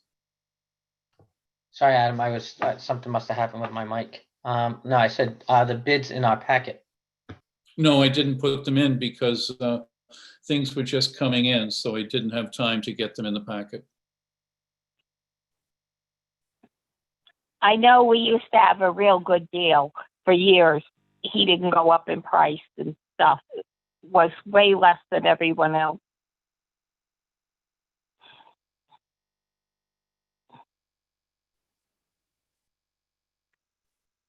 So what do you need, an authorization? Yes, a motion to approve Lunar Landscaping for the snow removal. Motion. Do you have a second? I'd like to see the bids. What are you gonna do if it snows Saturday start? That was muffled, Kathy. I think she asked what happens if it snows. I have a right to see the bids that are proposed. Oh, God. I'll just abstain from voting on it. If you all want to vote on it, that's fine. Vote on something that you're not seeing. That's up to you. I'm not going to. He just gave you the prices. And it's comparative, right, from what we paid from before? No, it's not. That's Yeah, I what- think we gotta, it's significantly increased, right? Is what you said, Adam? Yes. so We what had happened with Holy that Grail- guy? You probably told us before, but what happened with the guy, what the other, He signed a contract with another job that was away from Voluntown, and he didn't have time to do us. And only 2 people responded, you said, to your, Yes, I only received 2 responses. well, I want you guys to get, well, who do we have on reserve if it snows tomorrow? no, like what? If we have to wait to January Really? to approve it? Adam had said That's that he can downtown? authorize emergency, right? You can use that Luna one time as an emergency, or until the next board meeting as an emergency, Adam. But don't we have town plows? December and half of January. That's the way this year is going. Why can't we ask the town? I don't see, I mean, we've got The town, in the town. the We town have comes Bobcat. in.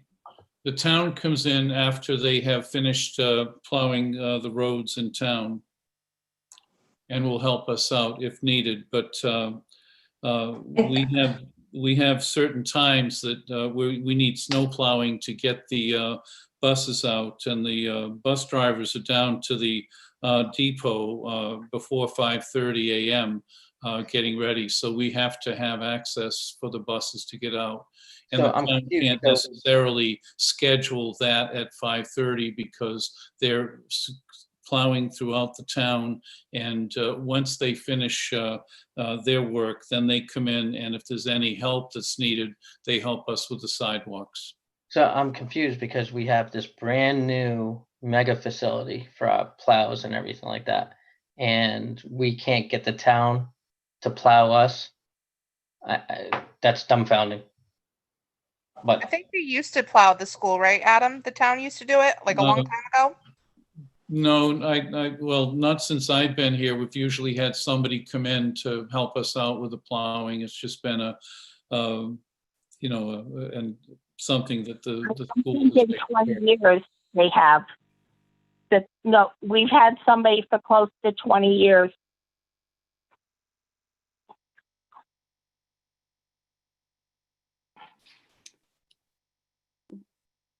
I'm just concerned, we're going right into winter season without a secured plow. That's dangerous for our families and staff.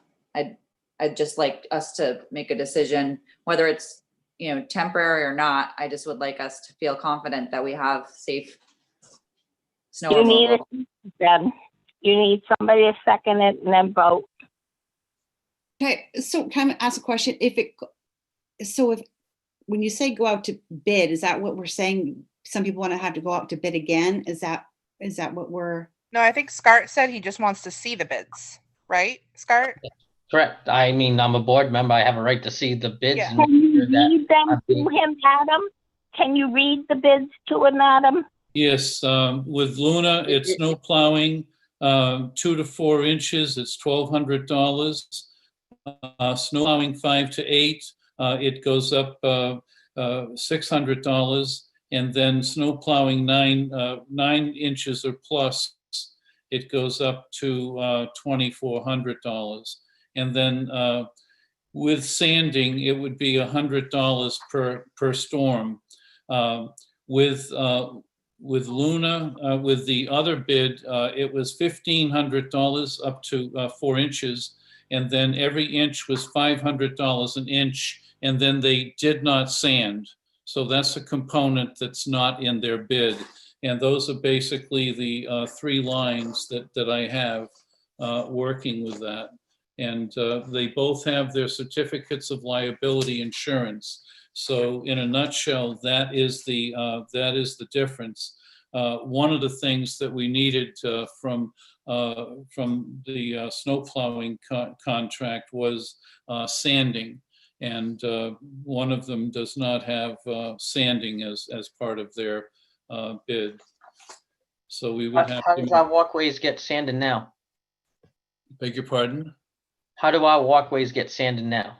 The walkways are taken care of by Brian Callio, our maintenance director, and our custodial staff, and they take care of the sanding along the walkways. Okay, so but we have a machine that does the sanding, right? They push a spreader, or they have something on the back of an ATV, or they have something on the back of some sort of machine, correct? I think that they use buckets and they just sand our walkways. Okay. Scott, you have to remember that we have parents and children getting out of cars in a parking lot, like Right. an extreme amount, like getting in and out of the, not right onto a sidewalk. They're like on, on the. But again, parking I'm trying to write this down and take all these notes at the same time, trying to keep up with the meeting. So that's why I wanted to see the bids. I wanted to see, what the inches were, all this other stuff. And again, I'm still missing pieces here, and I don't want to stop any longer, but it seems like Kathy wants to make a motion. If she wants to make a motion, I'm happy with abstaining. You guys can vote on it without seeing it. I'd like to see it, but that's every board meeting I've ever been anywhere. You get to see the bids. I made a motion. Does somebody want to second it? We won't have anybody, correct? If we don't, we will have this We don't have person on nobody for December and January. Can we make a motion to temporarily approve it until next staff meeting? Next board meeting? Will the guy take I don't know, Adam, will he take a temporary contract? I haven't talked to him about this. I do know that if we can only guarantee one snowstorm, he may wind up signing a contract with somebody else, but. Can we have a special meeting then? We're asking our board to have a special meeting to approve the bid contract for the snow removal. It has to be immediately because it's an urgent issue. It should be next Thursday then. No, Kate, I was just saying to the next regularly scheduled board meeting. The man doesn't want a partial contract. Yes, the person, based on my experience with contractors, if somebody else comes along and we haven't given a firm commitment, then we're faced with possibly losing somebody, and then we'll have to find somebody else. right, with the possibility of that being even more expensive, correct? Because we're into the season. Is that? Yes. It's a possibility. It's a possibility. And it sounds like this is the only choice we have at this point, because the other choice was greatly expensive by the sound of it. The Well, second one was it- almost it- twice as it- much. Right, It exactly. basically quoted 3 lines from one contract. Sanding and salting is not available. Clearing the parking lot 2 to 3 inches will be $1,500. And then clearing snow at 4+, it's $500 an inch more. Yeah. And then with the other snow plowing contract, he has a graduated scale. 2 to 4 inches is $1,200. The next line is 5 to 8 inches is $1,800. And then 9+ is $2,400. And then sanding is $100 per storm. So with one contractor, and we asked that to meet the specifications, we have one contractor that has said they will sand, and that was in our original bid specifications that were advertised in the newspaper and sent out. So those are the 3 lines that are in the bid proposals. When did we first put out a RFP for this? Yes, we did. When? Yeah, when? When? Is it like late this I would have season to or? go back. It was probably several weeks ago. I'd have to check when it was advertised. In the future, can we try something other than newspapers, like maybe utilizing social media, or like I know like radio stations or things like that are generally kind of inexpensive. If you're not getting, School boards have to use newspapers. what was that, Towns Kat? have to- School boards and towns have to post in newspapers. Yeah, I'm not saying that we don't. I'm saying, can we utilize other advertisements to potentially get more bids? Because I'm sure there's more people that would like to bid it. Oh, It's I'm sure about that too. And Right. I Sure, just they don't know understand this. We're under a firestorm with every single bid. We have to make a decision now.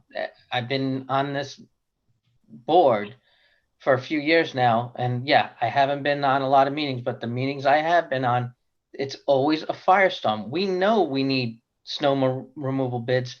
Why aren't we working on them on this in the summer? Every year it's a fire, and all I'm asking is to see the bids as a board member. And again, I'm not going to hold up this vote. Kathy, let me finish, Kathy. Look Please. at things. But again, I have the right to request, and we all do. Every one of the bids, we take everybody's word. We need to start seeing the bids, period.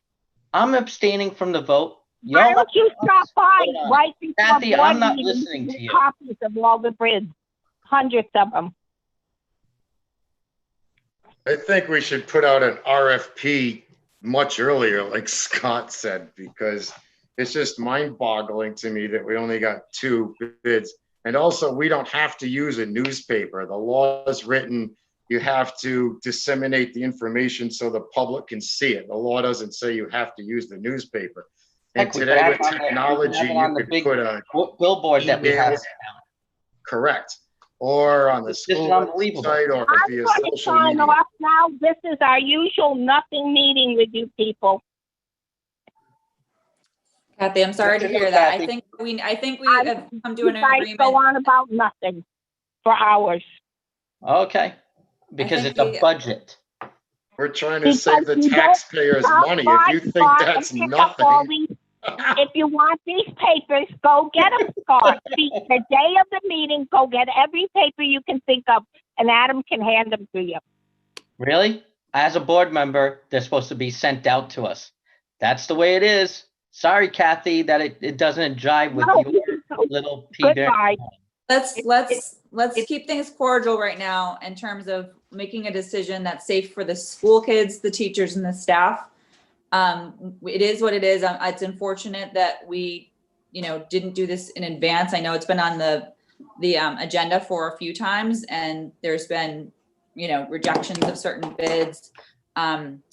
We're not comfortable, I guess, as a board to put forth what seems to be the cheapest as we know, because there's only been 2 bids, and we're not comfortable with not seeing the bids. I do want to let any person on the board know that we get these electronic packets in advance. Last week, I know you can't go through them super fast. It's hard to get to item number 6 of a 17 agenda item, but I do hope that you guys can reach out and request information in advance if you feel you need some. I do want everybody to have the information they need before the board meeting. So what do we want to do here? Do we want to table it as an interim decision, approve it interim, just for the safety of the school for this month until our next board meeting? Yes, That a I think that decision would we can all stomach? maybe satisfy what everyone is asking or Valerie, what do you think?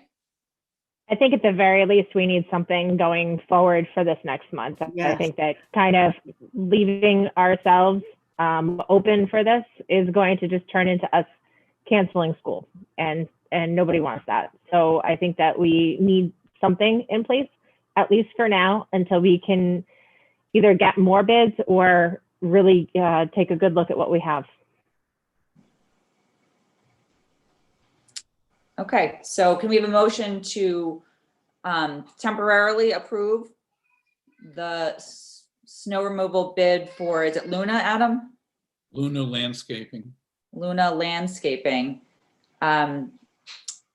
for the month, this period of December to our next January board meeting for final review of any additional bids and the paperwork necessary for the board to review. For now. Motion? Yes. Okay, Arca, Val seconds. All in favor, say aye. Any opposed? Any abstentions? Motion carries. Can we just have it standard going forward that quotes be included in our packets, Adam? Yes. Okay. That's fair, definitely. Thank you. Okay, moving to item number 7, job description update. Executive assistant to the superintendent. That's yes, that's the second reading. But I said, it's adding an HR component to that position. She's already doing these things.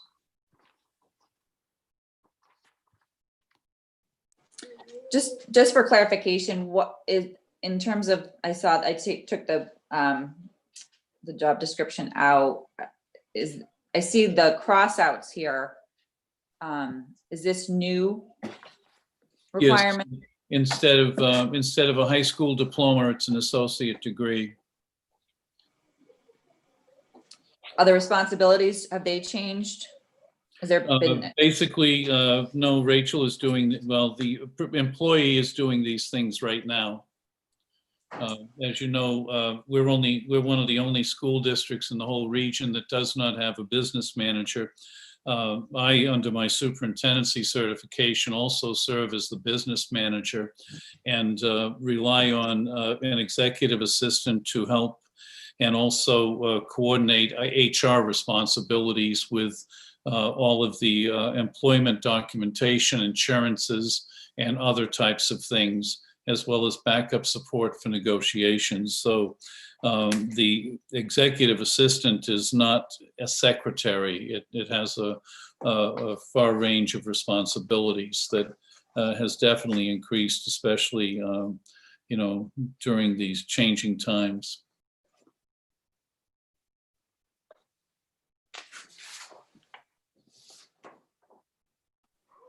Any questions on this update? Yeah, I mean, the only thing I will say is, obviously without being in the day-to-day of her world, she's not, the HR coordinator title, there's not necessarily a significant amount of HR that it looks like is happening. I mean, I guess, maintaining files and things like that. But, again, not being in her day-to-day world, but I mean, is she interviewing people? Is she If, You know, if we have interviews for teachers, she is setting up, setting up the meeting, checking on documentation to make sure that things are there. And she has sat on some interviews with certain positions, such as when we hired the accounts payable person. She sat in on that meeting and has helped with supporting some of the work as Amy goes through her interviewing process with teachers and staff. So she's a valuable resource in supporting that. so it's primarily the administrative functions of HR. So like setting up interviews and things like that. Yes, as well, yes.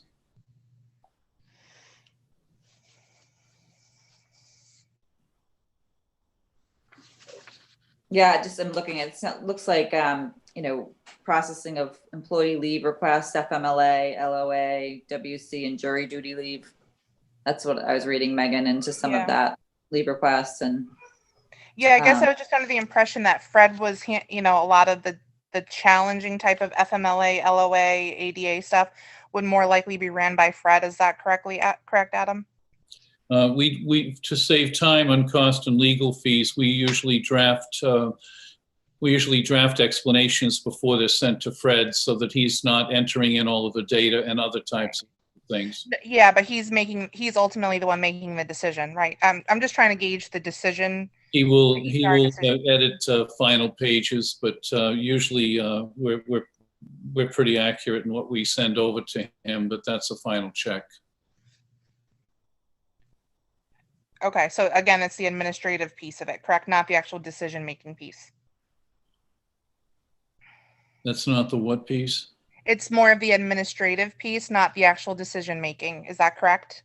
No, it's not the actual decision-making, because we have a process where we, ultimately I'm responsible for making the final decision based on the recommendations of search committees. And I should probably send out the hiring and interviewing process that we do. I have a document on that shows all the steps that we go through. But again, there's all of the work surrounding that. Yeah, I would just say, from the HR world, if she's doing more of the administrative function, that's usually more of like an HR assistant or an HR specialist as opposed to an HR coordinator. I mean, I'm not going to sit here and split hairs over it, but typically an HR coordinator is somebody that has a few years of pretty solid HR experience.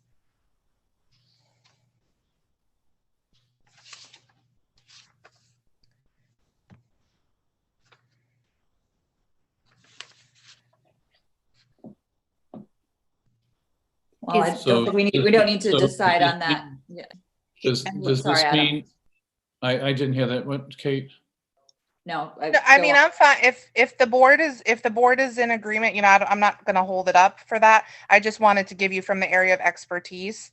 It sounds more of like an HR assistant or even an HR specialist who is providing more of the administrative assistance of the HR as opposed to somebody who's actually making decision making. I'm just trying to lend that experience. But again, if the board wants to just move forward, they can. I just wanted to provide that. So then, do you want to change the name from HR coordinator to HR assistant? Or specialist? I like the term specialist that Megan brought up. Yeah, I would have to agree. HR specialist? Yeah, it's just it just indicates kind of an entry level, somebody who's learning about HR and getting their hands and feet wet in it.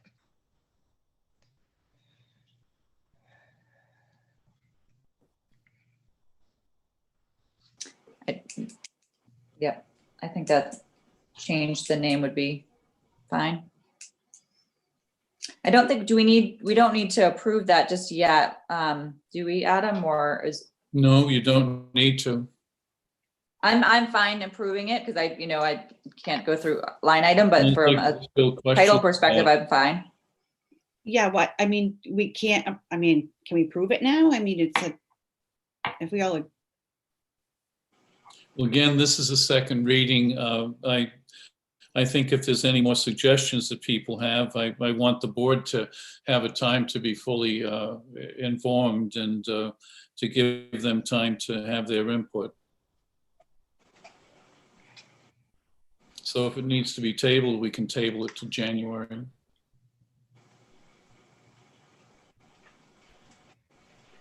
Does anyone feel that's necessary or? No, No? Okay. let's just, Well, do we need, we'll make a motion to approve the job description with the edit of changing the title to executive assistant / HR specialist? And just could we also make an edit under qualification that just says like baseline knowledge of employee benefits?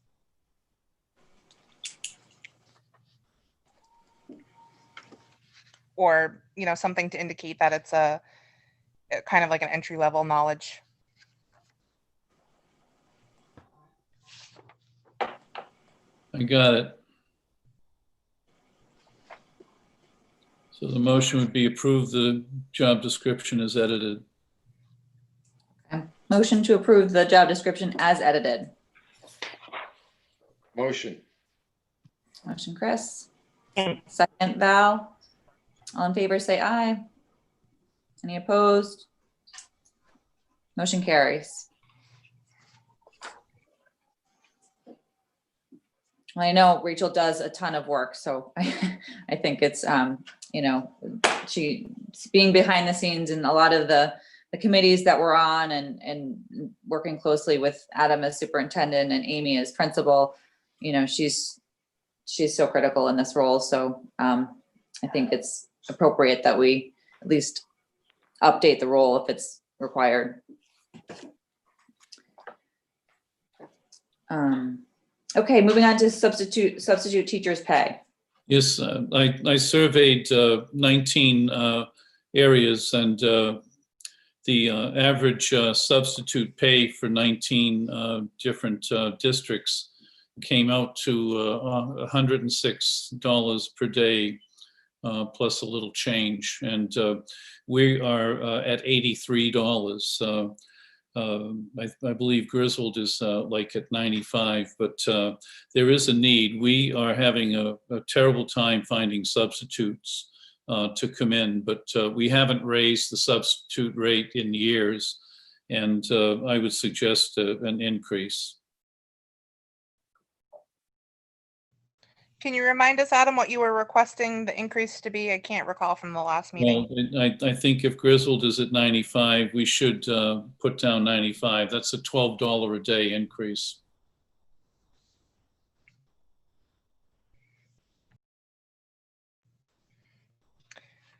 And do they typically work 6.5 hours? Is that? Yes, they work the teacher's schedule, and that's 6.5 hours. 6.5. Yeah, that's also on par with what the Department of Labor is reporting as substitute pay as well. So I'm okay making that motion to increase to 95 for the substitutes. Do you have a second? yeah, I'll second it. It's very hard to find subs right now for sure. So I think that's probably one of the major reasons. So yeah. Okay. All in favor for raising the pay to 95? Aye.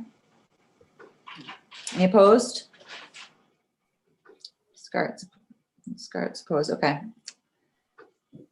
Motion carries, or all in favor, say aye. Motion carries.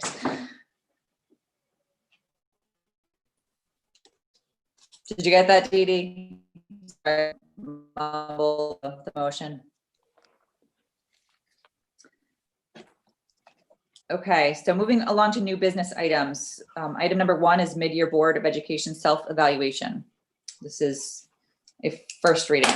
Yes, I worked with Kate. The Board of Ed completes an annual self-evaluation, and we have Nick Caruso from CABE coming in to do a workshop with us at the end of January 28th. And I thought it would be helpful if, you know, we had something that told Nick about the accomplishments of the board and some of the priorities. And as in always, if the board takes this is just a first reading, but if there's any suggestions, it would be helpful if you wanted to just forward those to Kate, and we can work with, making any changes for the second reading, which generally occurs toward the end of the year. But I thought that I would give this to Nick so he can have an idea of some of the accomplishments and priorities that the board has. And of course, if there's other things that you're interested in, we can add those in. So Nick is coming in on Thursday, January 28th. That's our special meeting time. So we'll have that's this Thursday, or the early meeting in January to discuss further, probably. And Nick does workshops all the time as a CABE service to boards of education, and he goes over all of things. It's usually a question and answer period. So if board members have questions about procedural operations and other types of things, Nick can respond to those, and we can have that as part of a discussion. And generally speaking, because I gave you an evaluation, the meeting with Nick would be an executive session so that the board can review evaluation items.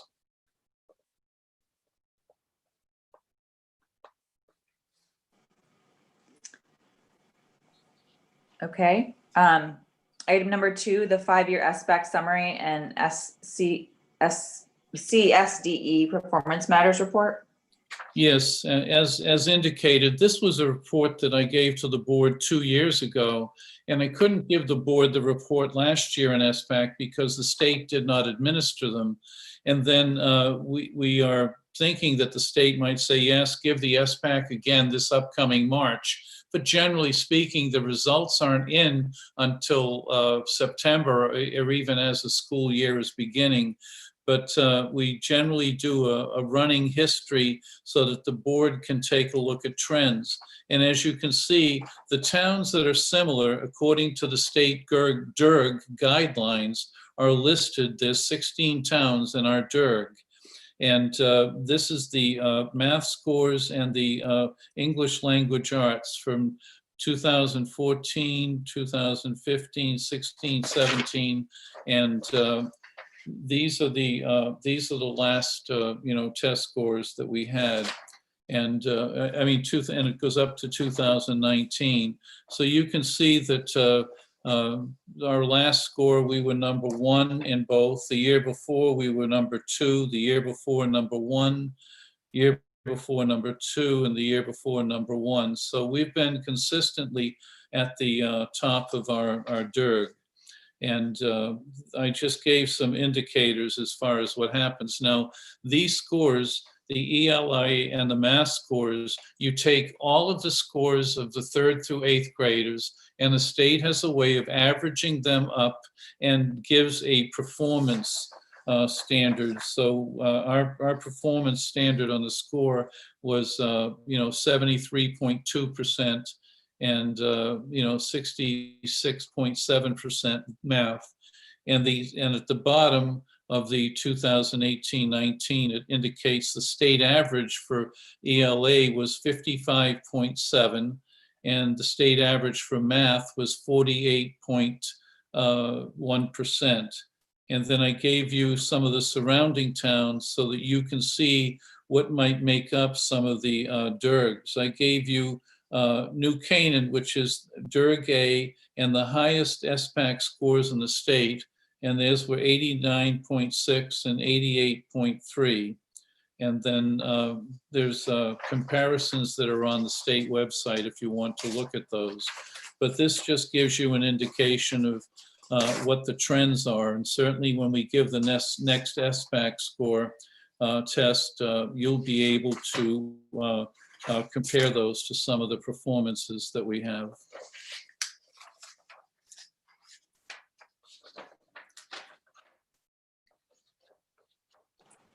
Well, I thought that I really did enjoy reading that highlight, the, I don't know, I guess it was a Performance matters.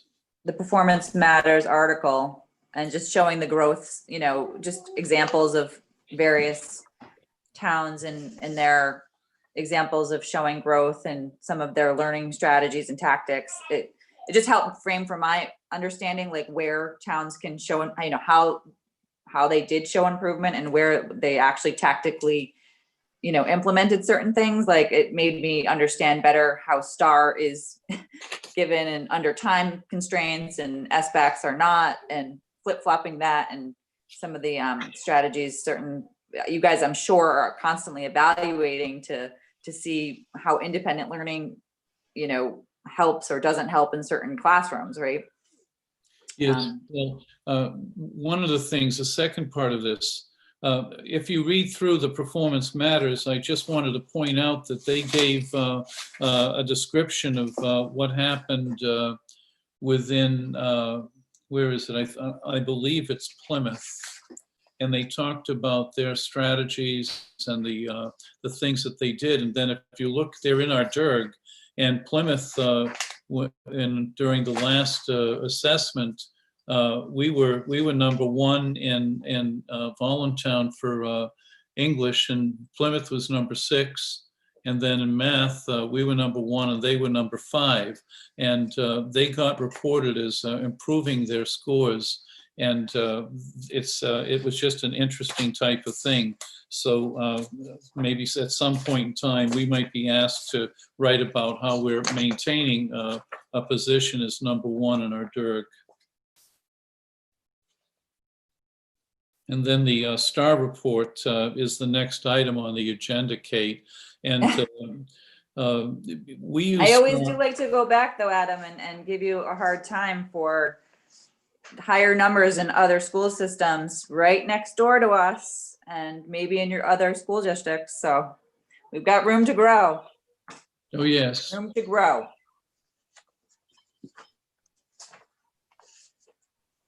We should go into North Stonington and find out what they're doing. In Stonington. Salem was doing great too. Great schools averages have gone way down too. They've been going down. It's going to be hard because we don't have the testing capability right now. So there's going to be all sorts of bubbles and blips everywhere. So I feel for everyone in this position trying to look in hindsight at something when we are faced with such challenges right now. So it's good information to have, but I just know it's going to be challenging. But so STAR, we can move on to STAR reading report, right? So Adam just asked me to talk a little bit about STAR. And STAR, we take STAR 3 times a year, and then we intermittently do progress monitoring with STAR for our students who are in tier 2 intervention and tier 3 intervention. So we progress monitor them a little bit more, so that way we can keep data on their progress in whatever targets that we're working towards for them. And just one of the highlights from this year. So when we look at our beginning of the, so STAR, when we did not take STAR in the spring, and you need so many data points to create an SGP. So when we did not have it take it in the spring, we came into this fall. And so for our data so far for the fall, we came in right in September and took our STAR test. We didn't wait till October. That's when our benchmark window normally is. We tried to keep it as consistent as possible. We took it right when we came in to see where we were at. So for our kids right now, well, this was in September, that snapshot. So 28% of our kids were in the 75th or above percentile. So that means they did better than 75% of their peers on this assessment. So that's kind of your dark green, your higher group. 36% of our kids were in that 50th to 74th percentile range. So that was 36% of kids. And then 21% of kids were in the 25th to 49th percentile range. So looking at how really we look at those kids and how we can get them to move up. And then 14% of our kids were around the 25th percentile range. So they were below coming in September. So we have a little bit of a span there of differences. And we always talk with our teachers, and I really believe, yes, we intervene in our tier 2 kids and we identify them for those kids that struggle, but it's also important that you are providing for your average and your above average kids, because that's the only way that they are also going to grow. You can't, we have to service all of our kids and be able to say that, Johnny scored in the dark green. We're not going to just put Johnny on, play with this puzzle. So Johnny needs to do some reading in his own way and that. So that is why we use that win time and that win block. And we're able to use win to hopefully target those things and progress monitor. Right now, without an interventionist, our teachers are doing our tier 2 interventions at this time. And in January, what we'll do is review who needs some more specific interventions, and then work with our staffing on how we can get that to happen, and be able to target at the next tiered level. So hopefully with that information, we can kind of, move our kids in that direction that we're, trying to get them in. And STAR provides us with a lot of information for ourselves. Like Valerie had said, yes, in the town that she's in, they use STAR, but not all of our high schools do. I know, I do not believe our tech schools do. So that would be a really hard sell for them to adopt a program for us, but there might be some other measures that you could use, in that higher high school realm. So that's kind of just the piece on STAR that Adam had asked me to talk about. STAR now has adapted so much to the online wave. Our remote teachers actually administer STAR to remote students to track their progress now. They've developed their system where we can do that a lot easier, and it's a little bit more spelled out than in March. At that point, all these programs are scrambling because nobody anticipated that, that was going to happen. So that was a plus side to STAR. We get a lot more benefit out of it. And we get some really good reports that we look at to see where kids are and, where they're struggling or how they're doing. Hey, Amy. Yeah. So if we're able to do that with our kids now, right, this remote way, what would be the harm of it being administered to our kids that are going off to NFA or these other schools? It's something that we do to kind of follow them. Can we do that? Kids that are enrolled in high school, or my 8th graders? No, I'm saying kids that have gone on to NFA or the tech school. If we're able to do this with our kids right now distantly, what's to stop us to say, you know what? Yeah, we're not going to require that the other towns do it, like NFA or or any of our tech schools or any of our magnet schools. But why can't we just do it and say to the parents, look, we want to keep on top of your kids, so we're going to do a STAR every quarter on them to make sure that they're progressing, the way they should. Is that something that we can adapt? I'll be honest with you, age group. I don't know. It's high school realm where I don't have I don't have control of it, employing that, for them. It's a, once they leave us, my role for them is kind of, just monitoring in that. I don't know if I'd be able to make them take it. No, I understand that point, but if we have kids that we've already identified through VES and our years and our careers, the students' careers here, why can't we say we're going to keep monitoring them at least for the first year that they're in 9th grade? It sounds like Valerie, forgive me, Valerie, I don't mean to put you on the spot, but it sounds like that's something that you guys are doing where you're able to still monitor them in a way and making sure that they're still getting the help that they need. Right, but I teach high school, and so our high schoolers, I think what Amy's saying is she doesn't have a thumb on our high school kids saying like, you have to do STAR.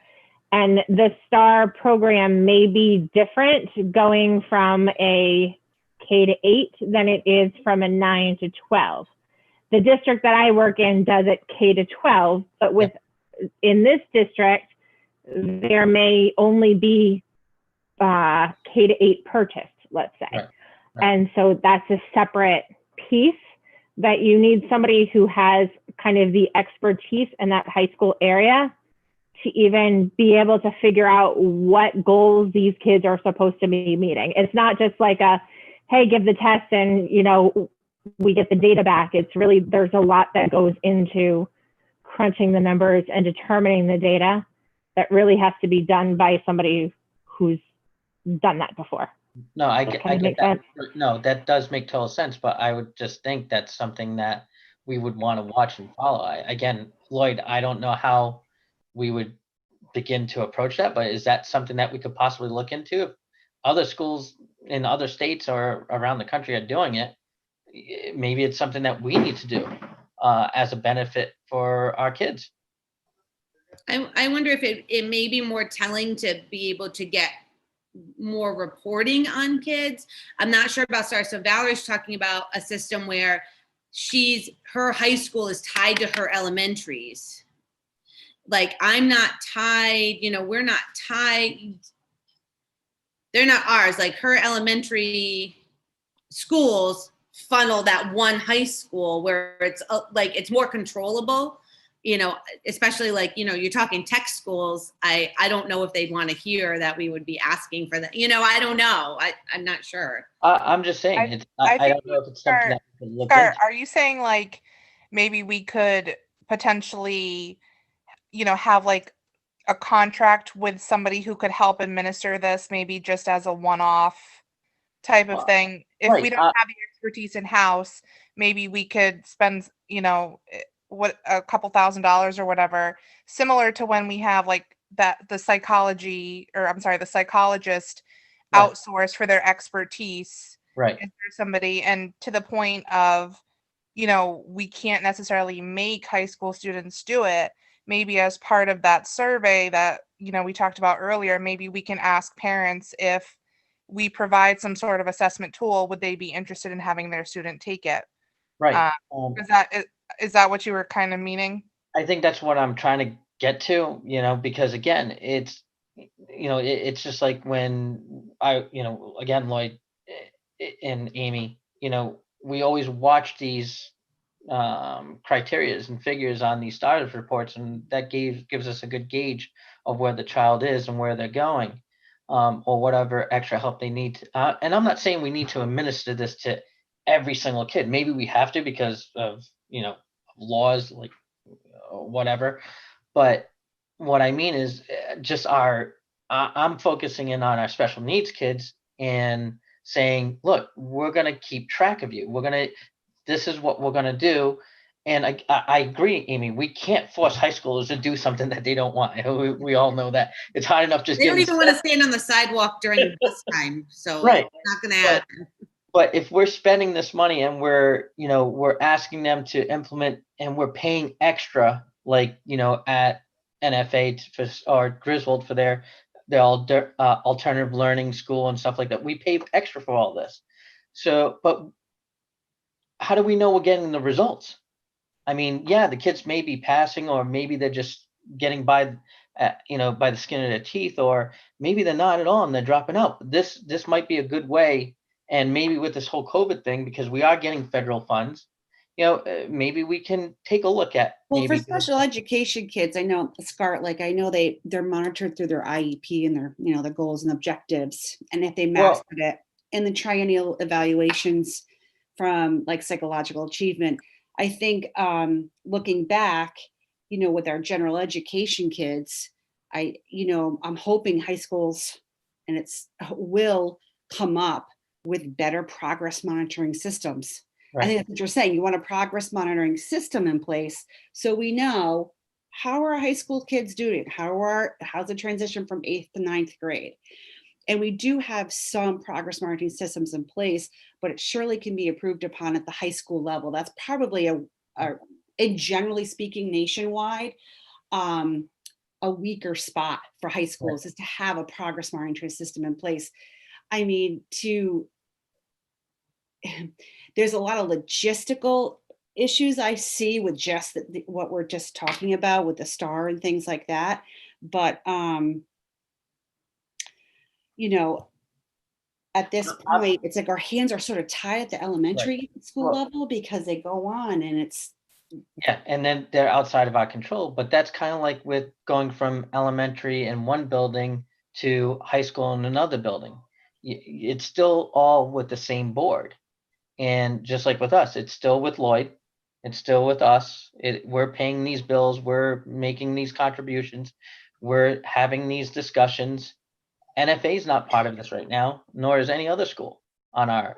And I'm just saying, like with especially what I've learned over the last year, or less than last year, IEPs get canceled, 504 plans get dropped, and it's like it totally blows my mind that things like this can happen, and it's to me, it's like, I guess this is my new thing, and maybe it's, but I don't want to see any other kid or any other parent feel the way I felt and feel, or any other child feel the way they feel.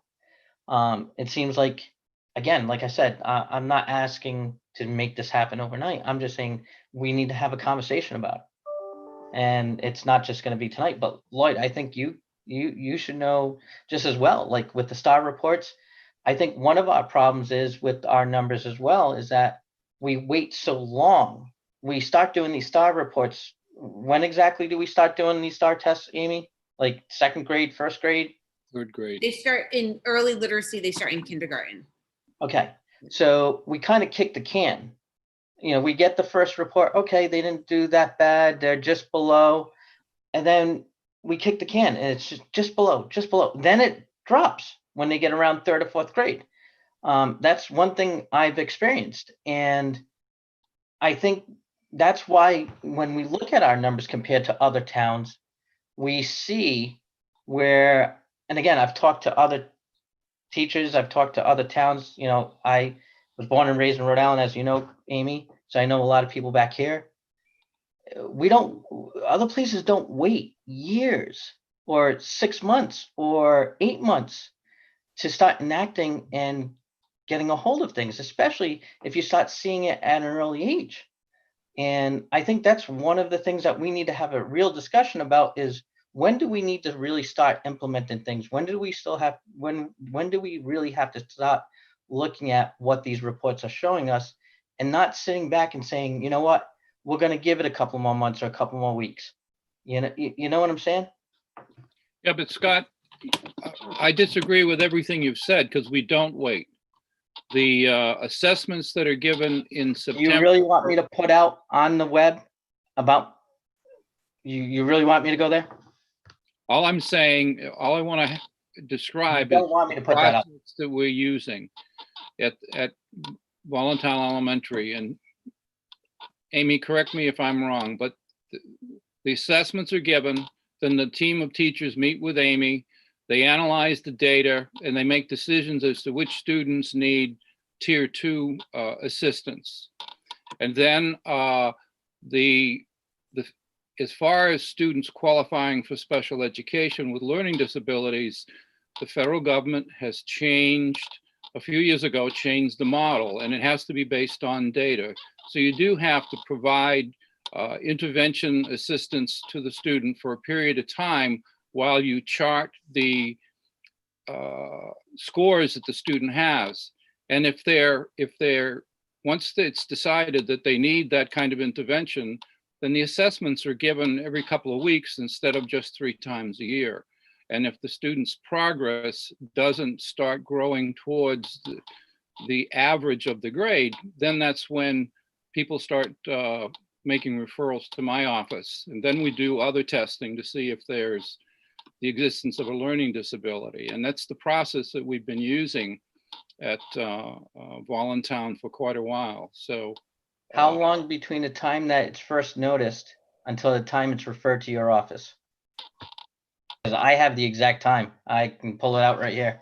So why don't, I Like I know, like I said, Laura, I don't think I know, do we want to go through specific examples in the public meeting? I think we should keep it broadly to a discuss. I think we were getting somewhere with the idea of surveying parents, looking into potentially YSB as an avenue for, a helpful way to gives the students some extra support if needed. I think that was a good suggestion.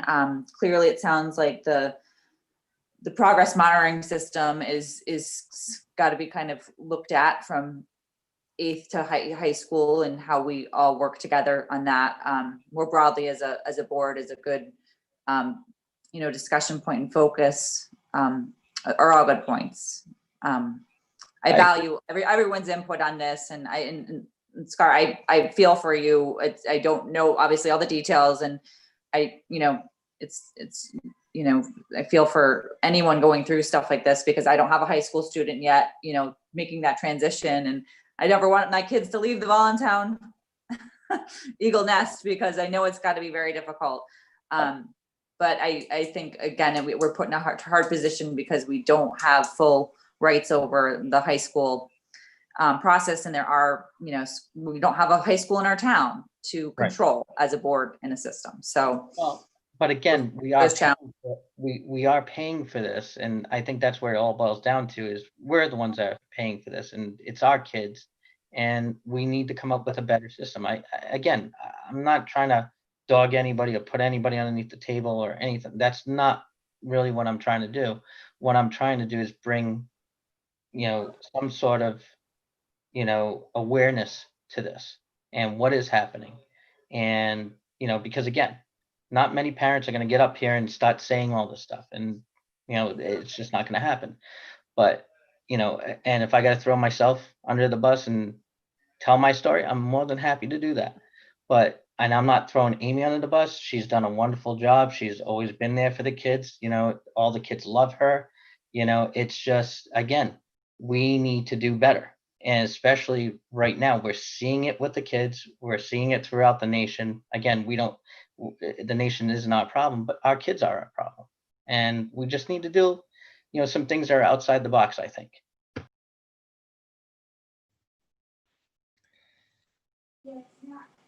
And I do, just as a board member, want to say, I just really hope that if there are parents that are out there that are really, like Scar said, parents aren't going to necessarily come out and say this stuff, but, we as a board are really trying to do our best. So if there is guidance or concerns or issues or fears or frustrations, I really hope that parents feel like they can express that.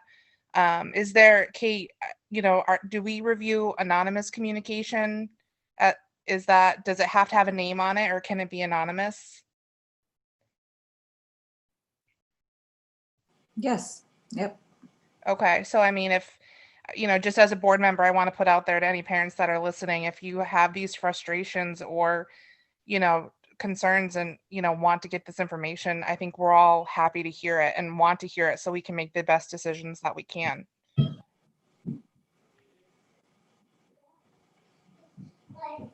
Yep. And it's good discussion we're having, coming up with solutions, potential solutions and ideas to bounce around, because, it's better that we don't work in a vacuum, and but we do entrust our people that have the background in it and the education behind them, that understand what we can and cannot work with. And but anyway, we can support you in that effort would be great. So I know we're running a little bit over here, guys. So if we can wrap up with the last agenda item under new business, it's 5-year facilities plan. Yes, each year we update the 5-year facilities plan, and we're required by statute to make sure that the boards of ed and selectmen have authorized, a facilities plan to make sure that, the Board of Selectmen and the town is aware of the needs of the building. This is a first reading, so you can read through this, and we will come back to the next board meeting for approval, and then it goes to the Board of Selectmen so that they've been fully informed of our facility needs.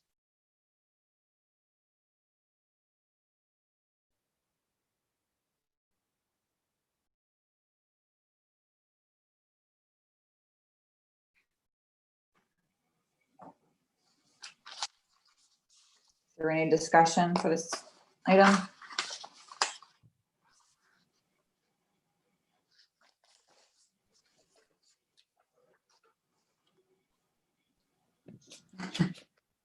Hearing none.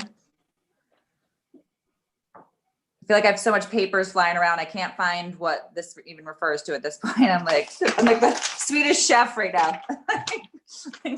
Where's my paperwork on the last new business item? Phew. Okay, well, I know that is the first reading. So if we are all in agreement, we can move on to wrap up the meeting as presented. Or as we mentioned a few times, our next board meeting is Thursday, January 14th, my mom's birthday. And then we have a special board meeting on Thursday, January 28th. So that might not be in your calendars yet, but please mark that for our CABE meeting, which I think will be really helpful for all of us to kind of lean in together and ask the questions that we have for Nick Caruso.